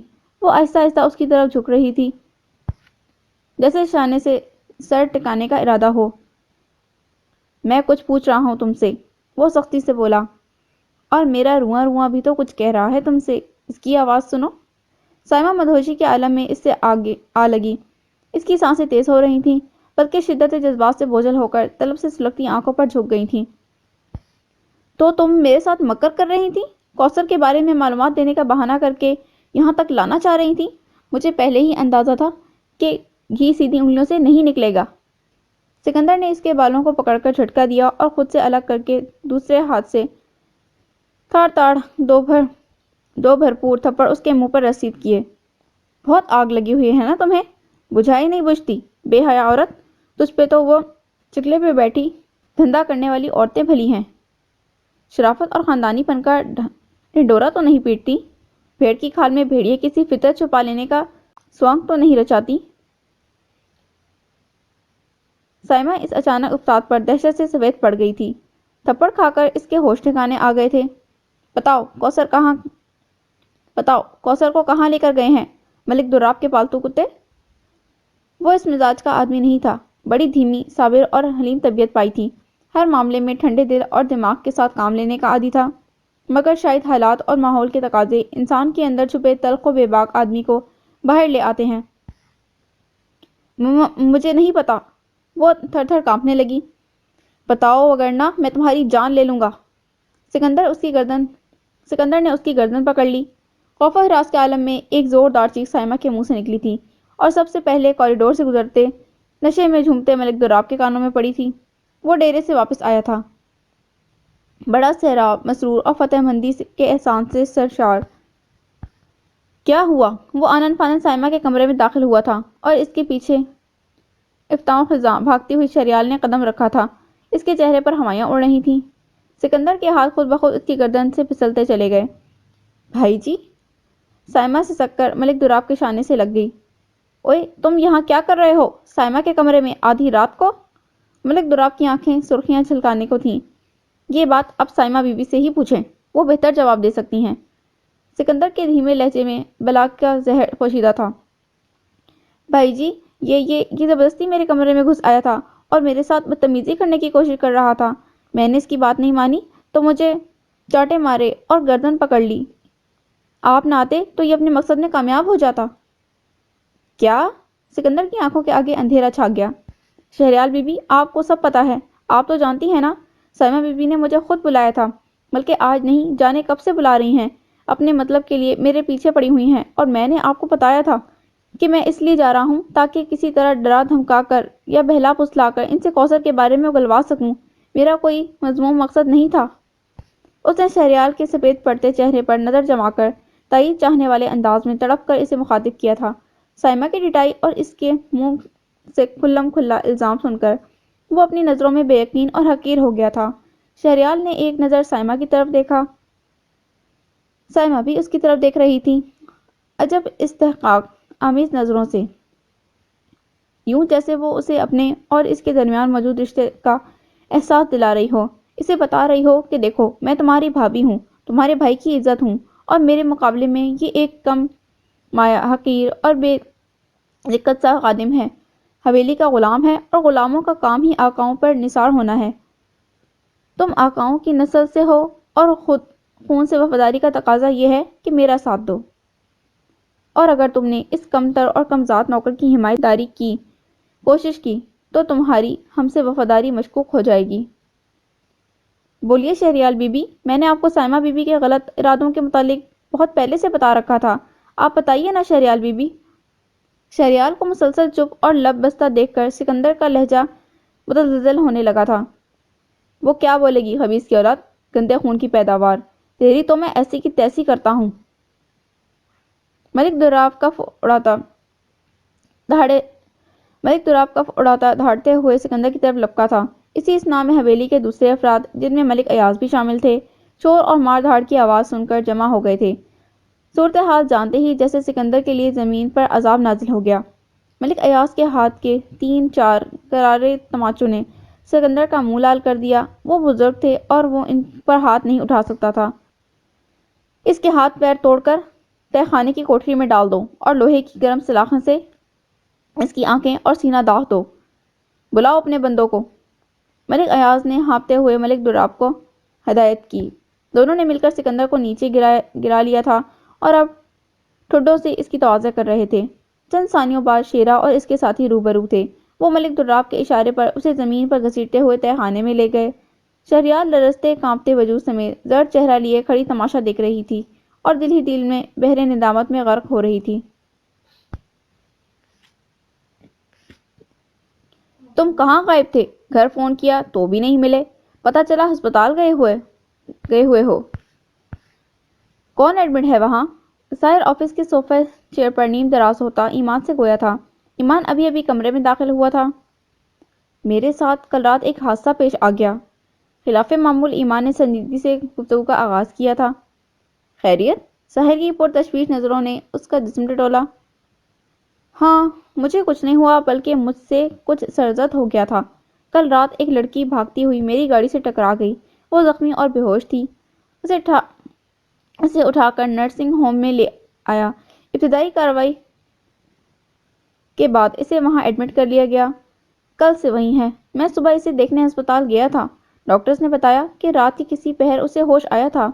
اس نے اپنے متعلق کچھ نہیں بتایا، نہ اس کی حالت اس قابل تھی کہ زیادہ بات چیت کر سکتی۔ اس کے بعد ڈاکٹر نے اسے اعصابی دباؤ سے نکالنے کے لیے دوبارہ قنودگی کا انجیکشن لگا دیا۔ میں گیا تو وہ اپنے ہوش میں نہیں تھی۔ آدھ پون گھنٹہ وہاں بیٹھ کر ڈیوز کلیئر کر کے گھر چلا آیا۔ رات بھر کا جاگا ہوا تھا۔ آتے ہی ایسے غضب کی نیند چڑھی کہ شام 6 بجے آنکھ کھلی۔ اٹھتے ہی منہ دھو کر ادھر آ گیا ہوں۔ ایمان نے تفصیل سے جواب دیا۔ ادھر کی کیا خیر خبر ہے؟ I'm sorry یار، میں اتنے سنگین مسئلے میں تمہارا ساتھ دینے کے بجائے اپنی نیندیں پوری کرنے بیٹھ گیا۔ یقین مانو میرا ارادہ یہ تھا کہ اسپتال سے واپس آ کر تمہاری طرف آؤں گا، مگر بس ایسی آنکھ لگی کہ تکلف میں پڑنے کی ضرورت نہیں ہے۔ میں جانتا ہوں تم ہر لمحہ میرے ساتھ ہو۔ سائر نے ناراضگی سے ہاتھ اٹھا کر اسے مزید بولنے سے منع کیا۔ یوں بھی یہاں کوئی ایسی ایمرجنسی نہیں پڑی۔ پولیس نے صبح صبح جابر اور انیتا کو چھاپا مار کر گرفتار کر لیا تھا۔ دوپہر تک دونوں تھانے میں رہے اور بالآخر اگل دیا کہ انہوں نے ایک بہت بڑی شخصیت کے کہنے پر لالچ میں آ کر ہماری کمپنی سے غداری کی ہے۔ جاپانی انجینئرز کا اغوا ایک سوچی سمجھی پلاننگ کے تحت ہوا۔ ملک آباد سے روانہ ہونے سے پہلے انیتا اور جابر اس شخصیت کے بندوں کو پوری رپورٹ دے چکے تھے۔ گاڑی کا نمبر، روانگی کا ٹائم اور کشمیر ہائی وے تک پہنچنے کی ہدایت، یہ سب ایک منصوبے کے تحت عمل میں آیا۔ دکھاوے کے لیے حملہ آوروں نے 1-2 ہاتھ انہیں بھی رسید کیے تھے۔ مائی گاڈ! ایمان سناٹے میں آ گیا۔ کتنی نقاب دار شخصیت کے مالک ہیں دونوں میاں بیوی۔ پھر اس کے بعد کیا ہوا؟ پھر یہ کہ جابر نے وہ ٹھکانہ بتا دیا جہاں ان انجینئرز کو لے کر جایا گیا تھا۔ پولیس نے وہاں ریڈ کیا اور انہیں برآمد کر لیا۔ اندرون سندھ کا کوئی علاقہ تھا۔ اطلاعات کے مطابق پولیس جاپانی انجینئر سمیت وہاں سے روانہ ہو چکی ہے۔ اغوا کرنے والوں میں سے موقع پر 2 مسلح اور ٹرینڈ بندے زخمی حالت میں زندہ گرفتار کیے گئے۔ باقی 3 افراد پولیس مقابلے میں مارے گئے۔ دونوں میں سے ایک نے تو راستے میں دم توڑ دیا ہے اور دوسرا زخمی ہسپتال میں ایڈمٹ کر دیا گیا ہے۔ ابھی وہ بیان دینے کے قابل نہیں ہے۔ اور وہ بہت اونچی اور اہم شخصیت کون ہے جس کی ایما پر یہ سب کچھ کیا گیا؟ سب کچھ بتا دیا، مگر جانے اس شخص کے لمبے ہاتھوں کا کیا خوف ہے کہ اتنے تشدد کے بعد بھی وہ نام بتانے پر آمادہ نہیں ہوئے۔ ساحر نے دونوں ہاتھوں کی انگلیاں باہم پھنساتے ہوئے پرخیال نظروں سے ایمان کی طرف دیکھا۔ تاہم ضرورت بھی کیا ہے نام پوچھنے کی؟ نام تو از خود روز روشن کی طرح واضح ہے۔ کیا خیال ہے؟ ظاہر ہے ملک دراب کے علاوہ اور کون ہو سکتا ہے؟ ہمارا مہربان، ہمارا ہر دل عزیز دشمن۔ ایمان نے کندھے اچکائے۔ محسن کو میں نے اپنی چند تربیت یافتہ کمانڈوز کے ساتھ پولیس دستے کے ہمراہ بھیجا ہے۔ اس کی اجازت ڈیڈی نے اپنے اعلیٰ پولیس افسر دوست سے خصوصی طور پر دلوائی تھی۔ یہ کارروائی اس لیے ضروری تھی کہ جاپانی انجینئرز کو برآمدگی کے بعد بأحسن طریقے سے ڈیل کیا جا سکے۔ محسن دوسروں کو مطمئن اور قائل کرنے کا فن جانتا ہے۔ یہ اپنے وکیل صاحب تو بڑے کام کی چیز بنتے جا رہے ہیں، یعنی کہ ہیرو ٹائپ۔ آئے گا تو خوب سینگ لڑاؤں گا اس کے ساتھ۔ ایمان ازراہ تفنن بولا۔ انداز سراسر شرارتی تھا۔ کیا وہ انجینئر دوبارہ ہمارے ساتھ کام کرنے پر رضامند ہو جائیں گے؟ میرا مطلب ہے اتنے بڑے سانحے کے بعد۔ ایمان کے پوچھنے پر ساحر سوچ میں پڑ گیا۔ دیکھو، یہ تو محسن کی کارکردگی پر منحصر ہے کہ وہ کس طریقے سے انہیں بد اعتمادی اور عدم تحفظ کے احساس سے باہر نکالتا ہے اور دوبارہ کام شروع کروانے کے لیے آمادہ کرتا ہے۔ چلو، ان کی بازیابی تو ہوئی۔ فی الوقت تو یہی تلوار سر پر لٹک رہی تھی۔ وہ کام جاری رکھیں گے تو ان کی نوازش ہوگی، اور اگر انکار کر دیتے ہیں تو ہم انہیں عزت و احترام کے ساتھ رخصت کر دیں گے۔ کچھ دیر کے لیے کام ملتوی ہوگا، مگر اس کے بعد کسی دوسرے ملک سے تربیت یافتہ انجینئرز کی ٹیم بلوا لی جائے گی۔ ایمان چمائی روکتے ہوئے بولا، اتنا سوئے ہو پھر بھی ابھی اتنی نیند آ رہی ہے؟ تم انسان ہو یا شیطان؟ ساحر نے یوں ہی اس کی کھچائی کر ڈالی۔ کیا کروں، یہ بہت بری عادت ہے کہ جس دن زیادہ سو لوں اس دن جاگنے کے بعد بھی دماغ میں نیند کا غلبہ رہتا ہے۔ وہ کسل مندی سے واپسی کے لیے اٹھ کھڑا ہوا تھا۔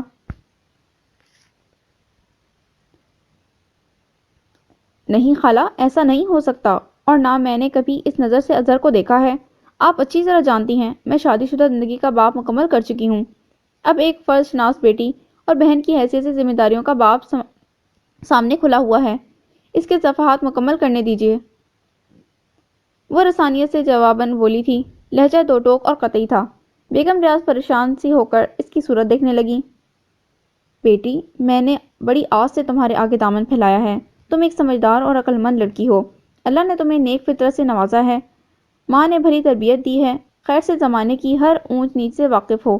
بیٹی، تنہا عورت کی زندگی کیا اور مرتبہ کیا، وہ سب سے اونچے عہدے پر فائز ہو جائے تب بھی بنا مرد کے نام کے مشتبہ اور بے دقت نظروں سے ہی دیکھی جاتی ہے۔ لوگ اس میں فقط بحیثیت ایک عورت کی دلچسپی لیتے ہیں، اس کی ذات سے وابستگی کو رنگین اور سنگین پیرائی میں بیان کرتے ہیں، افسانہ تراشی کا فن آزماتے ہیں، اس کے نت نئے سکینڈل بناتے ہیں۔ ان کے لیے اس میں اور چکلے میں بیٹھی ہوئی عورت میں کوئی فرق نہیں ہوتا۔ باہر نکلنے والی عورت کو عام مرد ایک ہی نظر سے دیکھتا ہے اور اسی زاویے سے سوچتا ہے، جبکہ ایک بدنام زمانہ عورت بھی شادی شدہ ہو جائے تو یک لفظ سب کے لیے محترم ہو جاتی ہے۔ لوگ اس پر انگلی اٹھانے سے پہلے سوچتے ہیں، ان کے منہ بند ہو جاتے ہیں۔ اس عورت کی معاشرے میں کوئی پہچان، کوئی قابل قبول شناخت بن جاتی ہے۔ خالہ، مجھے آپ، اظہر، محسن اور یہ گھر بہت عزیز ہیں۔ یہاں کا سکون، خوشیاں اور اپنائیت بڑی پرکشش اور دلکش ہے میرے لیے۔ میں انہیں آزمائش اور ذمہ داریوں کے بوجھ تلے نہیں دبانا چاہتی۔ نگین نے ان کے شانے پر ہاتھ رکھا۔ کیسی آزمائش اور ذمہ داری؟ تم جس طرح اپنی ذات کو مصروف رکھنا چاہو رکھو۔ آپ میری بات نہیں سمجھ رہی خالہ۔ میں سمجھ رہی ہوں بیٹی۔ خالہ نے رسانیت سے اس کی بات چک لی۔ تم بدستور اپنی ماں اور بہن کے حقوق پورے کرنا چاہتی ہو نا، تو خوشی سے اپنے فرائض بجا لاؤ۔ جس طرح اب ان سے دور ہو کر مہینے کے مہینے معقول رقم بھجوا دیتی ہو، اسی طرح جاری رکھو۔ تمہارے کسی معمول میں کوئی فرق نہیں آئے گا۔ یہاں بھی جس طرح رہ رہی ہو اسی طرح رہتی رہو۔ فقط تبدیلی ہوگی تو اتنی کہ تمہارے نام کے ساتھ ایک دوسرا نام جڑ جائے گا اور ہم فخر سے اپنی بہو بنا کر اپنے ارمان پورے کر سکیں گے۔ خالہ بڑے طریقے، سلیقے اور تدبر سے اسے قائل کرنے کی حکمت عملی اپنا رہی تھیں۔ وہ اس طرح اسے گھیرنا چاہتی تھیں کہ اس کے پاس انکار کا کوئی جواز نہ بچے۔ میں پہلے سے شادی شدہ ہوں خالہ، اور اظہر کو ایک سے بڑھ کر ایک اچھی لڑکی مل سکتی ہے۔ وہ متامل ہوئی۔ مگر ان میں سے کوئی بھی نگین تو نہیں ہوگی نا؟ خالہ نے یہ جواز بھی رد کر دیا۔ اسے نگین چاہیے، اپنے منہ سے بولا ہے اس نے۔ جانے کب کا فیصلہ کیے بیٹھا تھا، مجھ سے اب جا کے کہنے کی ہمت ہوئی ہے۔ اظہر؟ وہ کسمسائی۔ مگر خالہ وہ… اسے بڑی حیرت ہوئی۔ اظہر جیسا لاؤبالی اور بظاہر حد درجہ شوخ و شریر نوجوان، اس سے اتنی گہرائی اور سنجیدگی کی توقع نہیں کی جا سکتی تھی۔ وقتی بیان ہوگا خالہ، دل و دماغ سے رائے لے گا تو خود ہی سمجھ جائے گا سب کچھ۔ اس نے اظہر کی جذباتی وابستگی کو جھٹلانا چاہا۔ بیٹی، خالہ نے کچھ ناراضگی سے اسے دیکھا، 1 ڈیڑھ برس گزر گیا ہے تمہیں یہاں رہتے ہوئے، اب تک تو بیان نہیں بدلا۔ اتنا عرصہ کافی ہوتا ہے ایک دوسرے کو سمجھنے کے لیے۔ بس تم دل سے فضول قسم کے وہم اور خدشے نکال دو اور ہاں کر دو تاکہ میں تمہاری ماں کو خوشخبری سنا سکوں۔ پہلے میں نے انہی سے بات کی تھی، انہوں نے کہا تمہیں منا لوں تو وہ راضی ہی راضی ہیں۔ خالہ ایسے نہیں، وہ گومگوں کی سی کیفیت میں تھی۔ مجھے کچھ سوچنے کا موقع دیجیے۔ اب اور کیا سوچ بچار، کچھ معاملات فوری جوابی کارروائی کے متقاضی ہوتے ہیں۔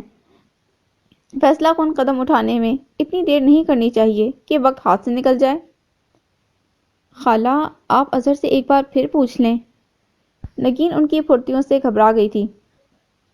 خالہ تو اسے پورا ہی نہیں پڑھنے دے رہی تھی۔ شاید وہ جانتی تھی کہ ابھی نہیں تو کبھی نہیں۔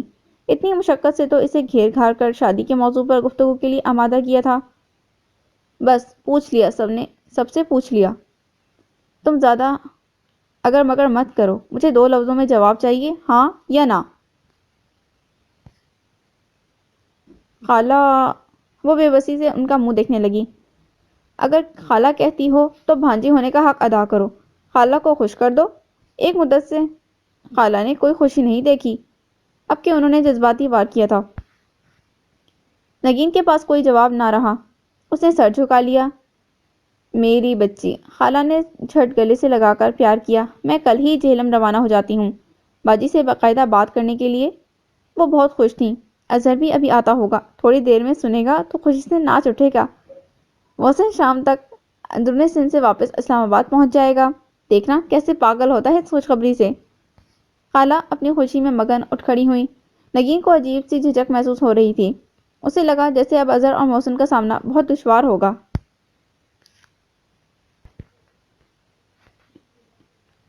اگر لوگ اپنے کارنامے پر بہت زیادہ مغرور نہ ہوں تو فدوی کا ایک مسئلہ حل کر سکتے ہیں۔ ایمان محسن کو ساحر کے آفس سے نکلتا دیکھ کر اس کے پیچھے آیا تھا۔ محسن نے جاپانی انجینئرز کو اغوا کے بھیانک سانحے کے بعد کسی طرح شیشے میں اتار کر دوبارہ سے کمپنی کے لیے کام کرنے پر آمادہ کر لیا تھا۔ ساحر اس کے کارنامے پر بے حد خوش تھا اور انعام کے طور پر اس کی تنخواہ میں یکمشت 2000 کا اضافہ کر دیا تھا۔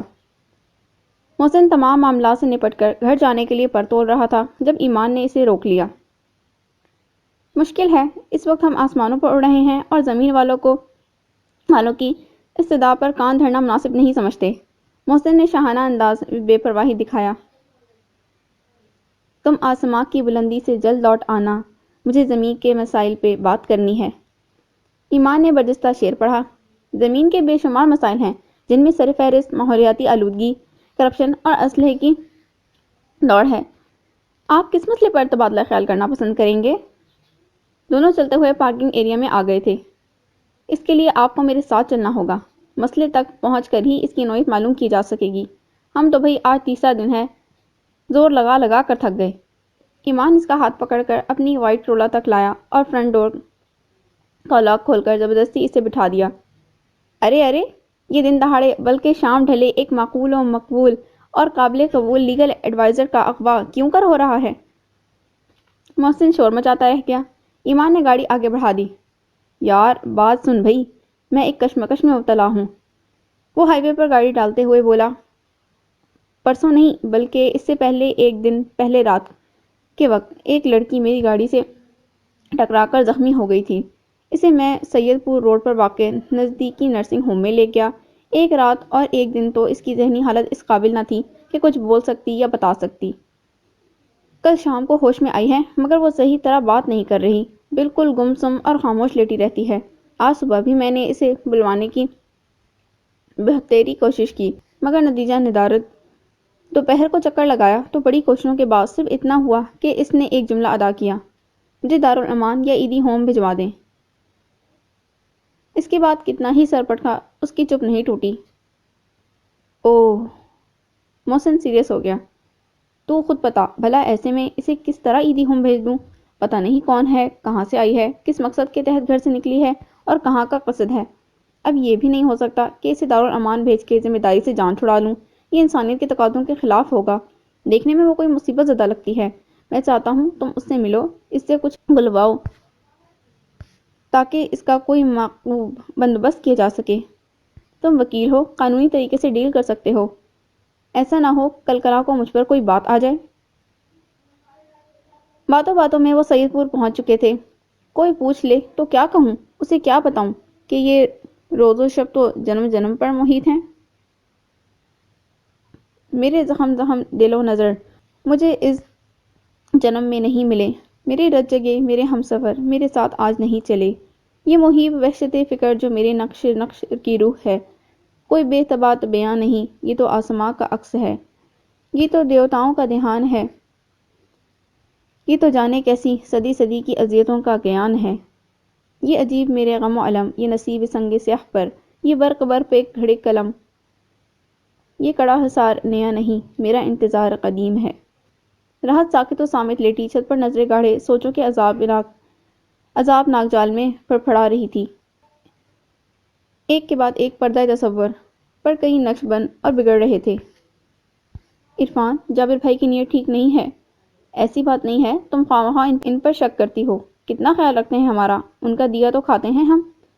عرفان کی ازلی بے پرواہی۔ تم کب تک بھائی کے ٹکڑوں پر پلو گے؟ اپنا کاروبار کیوں نہیں کرتے؟ اس کا بارہا احتجاج و ہدایت۔ پیسے نہیں ہیں، پھر اس کا زیور بیچ کر پیسے دینا اور عرفان کا بے دردی سے اڑا دینا۔ جابر کے بھڑکتے ہوئے ناپاک ہاتھ، طلعت آپا جیسی کمزور عورت کی کمزور تسلیاں، اور پھر موقع پا کر جابر کا اس کی عزت پر ڈاکہ ڈالنا، اس کا لٹے پٹے عالم میں گھر سے بھاگ کر گاڑی سے ٹکرانا۔ یک لفظ وہ دونوں ہاتھوں سے سر کو پکڑتے ہوئے ادھر ادھر کسمسانے لگی۔ کیا ہوا بی بی، آپ ٹھیک تو ہیں نا؟ راحت نے تکلیف کے احساس کو دباتے ہوئے بمشکل اپنی بھوجل خالی آنکھیں کھولی۔ سفید براق شرٹ اور گرے چیک کی پینٹ میں ملبوس گندمی صحت مند رنگت والا نوجوان آنکھوں میں ہمدردی اور اپنائیت لیے اس سے مخاطب تھا۔ اس کے پیچھے وہی شخص تھا جو صبح اور دوپہر کو آیا تھا اور اپنا نام ایمان بتاتا تھا۔ ریلیکس، ہمیں اپنا ہمدرد سمجھیں، ہم آپ کی مدد کرنا چاہتے ہیں اور یقین کریں اسی انداز میں مدد کریں گے جس طرح آپ مناسب سمجھیں گی۔ سفید شرٹ والا نوجوان آگے بڑھ آیا تھا۔ اس کا لہجہ نرم تھا۔ اگر آپ کو تکلیف زیادہ نہیں ہو رہی تو میں کچھ سوال پوچھ سکتا ہوں؟ وہ اس کے سامنے کرسی کھینچ کر بیٹھ گیا۔ رات کی نظریں بلا ارادہ ایمان پر ٹک گئیں۔ ایمان سامنے والے بینچ پر بیٹھا تھا۔ اس کی آنکھوں میں چھپے تجسس کو پڑھ کر وہ بولا، مس، یہ ایک معروف وکیل ہیں، مسٹر محسن آفتاب، وکلاء کی انجمن حقوق انسانی کے ممبر بھی ہیں، اس لیے یہ آپ کے کیس کو بہتر طریقے سے لیڈ کر سکتے ہیں، آپ کو بھرپور قانونی تحفظ فراہم کر سکتے ہیں، اس لیے آپ بے فکر ہو کر ان سے اپنی بات کہہ سکتی ہیں۔ اگر میرے یہاں موجود رہنے سے کوئی دشواری ہے تو میں باہر چلا جاتا ہوں۔ ایمان پرائیویسی کے پیش نظر دروازہ کھول کر باہر نکل گیا تاکہ وہ کھل کر محسن سے اپنی داستان کہہ سکے۔ تھوڑی دیر تک کمرے میں خاموشی رہی۔ محسن نے خود سے نہیں کچھ کہا۔ وہ منتظر تھا کہ وہ از خود بات شروع کرے۔ بالآخر راحت نے اپنی ہمت مجتمع کر کے زبان کھولی، آپ کس طرح میری قانونی مدد کر سکتے ہیں؟ اس کا لہجہ نقاہت کے ساتھ ساتھ مایوسی اور اذیت سے بھرپور تھا۔ آپ کس طرح کی یقین دہانی چاہتی ہیں؟ وہ سنجیدگی سے بولا، آپ مجھے مسئلے کا وہی ایک روایتی حل نہیں بتائیں گے، کیونکہ میں واپس نہیں لوٹ سکتی۔ کچھ بھی ایسا نہیں ہے جس کے لیے میں واپس لوٹوں، کچھ بچا ہی نہیں ہے۔ میں جو کچھ بھی کہوں یا کروں گا وہ آپ کے بہترین مفاد میں ہوگا، اس بات کا یقین رکھیں آپ۔ راحت نے اٹک اٹک کر اپنی ساری کتھا سنا دی۔ محسن بہت دیر تک سوچتا رہا۔ میں ایک واشگاف حقیقت سے پردہ اٹھانا چاہتا ہوں، وہ بالآخر بولا۔ جابر علی ہماری کنسٹرکشن کمپنی کا سپروائزر تھا اور اسے اور اس کی بیوی انیتا کو کمپنی سے غداری اور جاپانی انجینئرز کی اغوا کی پلاننگ کے جرم میں حوالہ پولیس کر دیا گیا ہے۔ یہ واقعہ 3 روز قبل پیش آیا تھا۔ اوہ!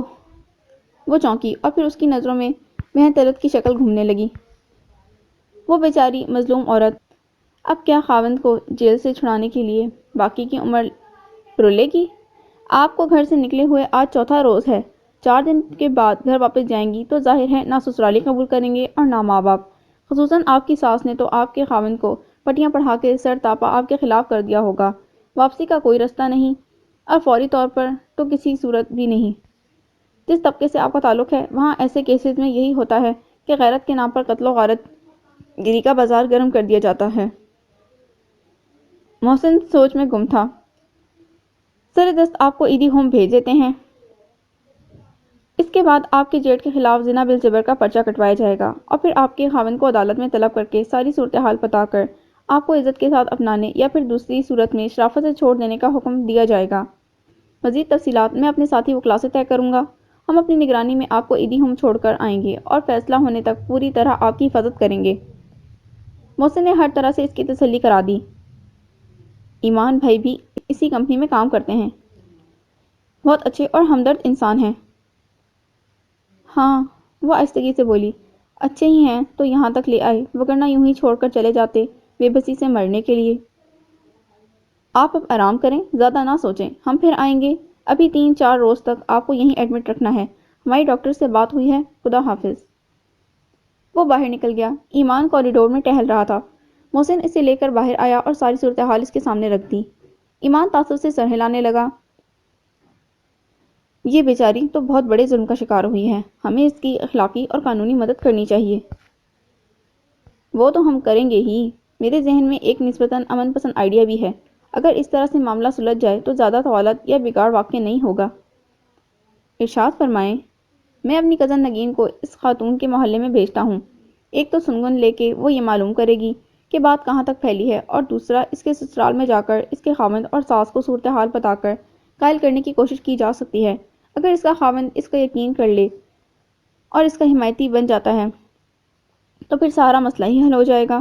بعد میں اور تم دونوں مل کر اسے آگے کی صورتحال سے واضح کر کے اس خاتون کی گواہی دے سکتے ہیں کہ وہ 4 دن کسی ایسی ویسی جگہ پر نہیں بلکہ عزت و حفاظت کے ساتھ ہسپتال میں رہی ہے۔ ہاں، اور اس کے بعد اگر وہ خود اسے یہاں سے لینے آتا ہے تو اس کا بڑا خوشگوار اثر پڑے گا۔ ایمان نے تائید کی۔ ویسے کمال آدمی ہو، ایک گونگی عورت کو بلوا لیا۔ ایمان کے لہجے میں تحسین تھی۔ اجی وکیل اسی چیز کے تو پیسے لیتے ہیں۔ گڑے مردے اکھیڑتے ہیں، گونگے کے منہ میں زبان ڈال دیتے ہیں اور ایک کا مدعا دوسرے کو سمجھاتے بتاتے ہیں۔ وہ لوگ گاڑی میں بیٹھ رہے تھے۔ اب سزا یہ ہے کہ مجھے I-10 میرے گھر پر اتار دیں آپ۔ ہم ایسی چھوٹی موٹی مہربانیاں چھوٹے موٹے لوگوں پر کرتے ہی رہتے ہیں، کون سی نئی بات ہے؟ ایمان نے شانے استغنائی سے کہا۔ جواب میں محسن اسے آنکھیں دکھانے لگا۔ مسئلہ حل ہو گیا ہے تو بے عزتی پریڈ شروع کر دی ہے؟ تھوڑی دیر پہلے کیسے معصوم بنے ہوئے تھے؟ لے بھئی، چل اتر، پھٹا کھا، آ گیا تیرا غریب خانہ۔ دولت خانہ، محسن نے دروازہ کھولتے ہوئے تصحیح کی۔ اور اب شرافت سے آپ بھی بریک پر سے پاؤں ہٹا لیں اور گاڑی بند کر کے نیچے اتریں۔ وہ ڈرائیونگ سیٹ کی طرف کا دروازہ کھول کر ایمان کو نیچے اترنے کا اشارہ کر رہا تھا۔ ارے میں اس وقت جلدی میں ہوں، پھر آؤں گا، وہ جلدی سے بولا۔ محسن نے چابیاں اگنیشن سے نکال کر جیب میں ڈال لیں۔ ایسی کی تیسی آپ کی جلدی کی، محسن نے قطعاً پرواہ نہ کی۔ اندازہ کرو کس درجہ بدتمیز اور زبان دراز ہو گیا ہے اپنے سینئر ساتھی کے سامنے۔ ناچار ایمان گاڑی سے نکل آیا۔ محسن نے ہنستے ہوئے گیٹ کی بیل پر ہاتھ رکھ دیا اور بجاتا چلا گیا۔ ناچار ایمان گاڑی سے نکل آیا۔ محسن نے ہنستے ہوئے گیٹ کی بیل پر ہاتھ رکھ دیا اور بجاتا چلا گیا۔ اللہ کے بندے بس کرو، کیوں جوتے کھانے کا ارادہ ہے؟ ایمان نے ٹوکا۔ اس طرح جلدی کھلتا ہے گیٹ، ابھی دیکھنا ذرا۔ محسن نے گیٹ سے اچک کر اندر دیکھا۔ نگین غصے میں آگ بگولا لال سرخ چہرے لیے باہر آئی تھی، کانوں میں انگلیاں ٹھوسی ہوئی تھیں۔ محسن کے بچے، آج تو تمہاری مزیدار سی چٹنی رات کے کھانے کے بن کے رہے گی، نہیں چھوڑوں گی میں آج۔ نگین نے غضبناک ہو کر کھٹاک سے گیٹ کھولا اور اس سے پہلے کہ اس پر حملہ آور ہوتی اس کے برابر کھڑے نوارے شخصیت کو دیکھ کر ٹھٹک کر رک گئی۔ اب سمجھ آیا میں کیوں تمہیں اپنے ہمراہ لے جانے پر بضد تھا؟ محسن نے شرارت سے ایمان کو ٹھوکا مارا۔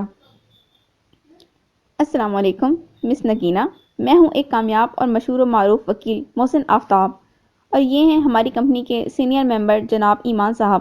یقیناً آپ کو ہم سے مل کر خوشی ہوئی ہوگی۔ محسن نے بڑی خوش خلقی سے آغاز کیا۔ آئیے تشریف لائیے۔ محسن کو ایک زبردست گھوری دینے کے بعد اس نے ایمان کو اندر چلنے کا اشارہ کیا۔ کون، میں؟ محسن نے بناوٹی حیرت سے کہا۔ اچھا، شکریہ۔ آپ بھی مرے اندر، وہ دانت پیس کر بولی تھی۔ چلیں جی، سب اکٹھے ہی مرتے ہیں۔ ایمان خوش دلی سے ہنسا۔ زبردستی لائے جانے کی ساری کوپ زائل ہو گئی تھی۔ اظہر اور مادر محترم کہاں ہیں؟ اندر آ کر محسن نے چہار اطراف کا جائزہ لیا۔ خالہ نہا رہی ہیں اور اظہر ابھی کلینک سے نہیں لوٹا۔ آپ چائے لیں گے یا ٹھنڈا؟ نگین نے آخر میں ایمان سے سوال کیا۔ کون، میں؟ مجھے وقفے وقفے سے دونوں چاہیے۔ محسن پھر بول پڑا۔ پہلے ٹھنڈا، پھر 10 منٹ بعد چائے مع لوازمات۔ تم پٹو گے آج مجھ سے۔ نگین نے تنگ آ کر دھمکی دی۔ اسی دوران میں بیگم ریاض آ گئیں اور بات کا رخ بدل گیا۔ آپ نے کل ایک کام کرنا ہے استانی جی۔ محسن نے کمر کے پیچھے سے کشن نکال کر گود میں رکھا اور صوفے پر چوکڑی مار کر بیٹھ گیا۔ یہ کیا طریقہ ہے بیٹھنے کا؟ بیگم ریاض ہمیشہ اس کے اس انداز پر خفا ہوتی تھیں۔ یہ ایک نہایت آرام دہ طریقہ ہے تشریف رکھنے کا، محسن بولا۔ ہاں، میں نے جنگل کے باسیوں کو اکثر اسی طرح تشریف رکھے ہوئے دیکھا ہے۔ نگین نے سر ہلایا۔ لو، جنگل والوں کی طرف پہنچنے کی کیا ضرورت ہے؟ میں نے تو تمہیں بھی اسی طرح بیٹھے ہوئے کئی بار دیکھا ہے۔ اس سے پہلے کہ آپ دونوں ماہ بہارا شروع کریں، از راہ کرم بات کا سلسلہ وہیں سے جوڑ دیں جہاں سے ٹوٹا تھا۔ ایمان نے دخل اندازی کی۔ بھلا بات بھی کوئی دل ہے کہ جو ٹوٹ گیا، یا ستارہ ہے کہ ٹوٹ کر زمین پر آ گرا، یا کوئی وعدہ ہے، یا پھر شیشے کا گلاس ہے جو… آنٹی، یہ آف کہاں سے ہوتے ہیں؟ ایمان نے زچ ہو کر بیگم ریاض سے رجوع کیا۔ افسوس ہے کہ ان کا سسٹم آٹومیٹک ہے، آن آف کا سوئچ برآمد نہیں ہو سکے گا۔ نگین نے افسوس سے اصلاح دی۔ لا حول ولا قوت، کیا اول فول ہانکنے لگے ہو؟ محسن، تم باز آتے ہو یا پھر دوں ایک ہاتھ؟ بیگم ریاض نے گھور کر اسے دیکھا۔ ایک ہاتھ سے اس کا کیا بنے گا؟ اسے کم از کم 3 عدد دھوبی پٹخے درکار ہوں گے سیدھا ہونے کے لیے۔ نگین بول پڑی۔ حد ہو گئی ہے بھئی، آج تو تم بھی برابر کان کاٹ رہی ہو۔ اوہ اچھا خالہ، لیجئے، میں چپ ہو گئی۔ چپ؟ نگین نے جلدی سے منہ پر انگلی رکھ لی۔ اس کے ہونٹوں پر شریر سی مسکراہٹ تھی۔ ایمان بڑی دلچسپی سے ان کی نوک جھونک ملاحظہ کر رہا تھا۔ آیا تو وہ محسن کی زبردستی کی سفارش سے تھا، مگر یہاں کے پر رونق ماحول میں ساری جلدیاں بھول کر باتوں میں گم ہو گیا تھا۔ بھئی بات مختصراً یہ ہے کہ ہمیں ایک کیس میں آپ کے تعاون کی ضرورت ہے۔ ایمان نے نگین کو مخاطب کیا۔ کون سے کیس میں؟ وہ دلچسپی سے بولی۔ جواب میں ایمان نے سارا احوال کہہ دیا۔ بیگم ریاض کھانے پینے کا بندوبست کرنے کچن میں چلی گئی تھیں۔ کیا نام ہے اس لڑکی کا؟ حالات، محلے کا نام اور دیگر تفصیلات سنتے ہی راحت کا تصور جیسے کسی آگہی کی طرح اچانک ذہن میں اترا تھا۔ یہی وجہ تھی کہ نام پوچھتے ہوئے اس کا لہجہ نامعلوم خدشات کے بوجھل تلے تھر تھرا رہا تھا۔ راحت بی بی۔ اوہ! اس کے وجود میں سنسنی دوڑ گئی۔ تو بالآخر یہ انجام ہوا تھا اس بیچاری مظلوم اور باحوصلہ لڑکی کا؟ اسے عجیب سی بے قلی ہو رہی تھی، اس سے ملنے کی، اسے دیکھنے کی، اس کا دکھ کم کرنے کی، گو کہ یہ کہنے کی باتیں تھیں۔ بے آبرو کے دکھ کہاں مدھم ہوا کرتے ہیں۔ عورت کے لیے اس سے بڑھ کر عذاب دنیا میں اور کوئی نہیں ہے۔ مرتے دم تک یہ احساس روح کی جڑیں کاٹتا رہتا ہے، دل کو انتقام کی آگ میں سلگاتا رہتا ہے۔ میں راحت کو دیکھنے ہسپتال چلوں گی، اس نے آہستگی سے کہا۔ ضرور، لیکن اس سے بھی زیادہ ضروری ہے کہ اس کے لواحقین سے رابطہ کرنا اور انہیں صورتحال بتا کر کسی بہتر نتیجے پر پہنچنا، ایمان بولا۔ اظہر آ جاتا ہے تو اس سے مشورہ کر کے ہم مریضہ کو اس کے کلینک میں ایڈمٹ کروا دیتے ہیں، محسن نے رائے دی۔ یہ زیادہ بہتر رہے گا، اس طرح وہ محفوظ بھی رہے گی اور اس کا علاج بھی تسلی بخش طریقے سے ہوتا رہے گا۔ ایمان نے فوراً تائید کی۔ یہ حضرت ابھی تک آئی کیوں نہیں؟ محسن کو بے چینی ہوئی۔ شام کو 2 گھنٹوں کے لیے ایک اور کلینک میں بھی بیٹھتا ہے، اس لیے ان دنوں لیٹ آتا ہے، نگین نے بتایا۔ لو بھائی، میں چلتا ہوں پھر۔ ایمان نے اٹھنے کا قصد کیا۔ دوبارہ ضرور آئیے گا، نگین نے مہمان نوازی نے بھائی۔ جی ہاں، اس چڑیا گھر میں آپ کے لیے بھی کافی جگہ ہے، محسن نے سر ہلا دیا۔ سمجھ لوں گا تم سے، ایمان مسکراہٹ دبا کر اسے گھورتا ہوا باہر نکل گیا۔ سعود باہر کے ٹور سے واپس آیا تو نئی نئی خبریں اس کی منتظر تھیں۔ جب اسے یاسمین بیگم اور اس کی بیٹی مہرینہ کی در پردہ سازش کے بارے میں بتایا گیا تو اس کے حواسوں نے اس کا ساتھ چھوڑ دیا تھا۔ نہیں نہیں، یہ کیسے ممکن ہے؟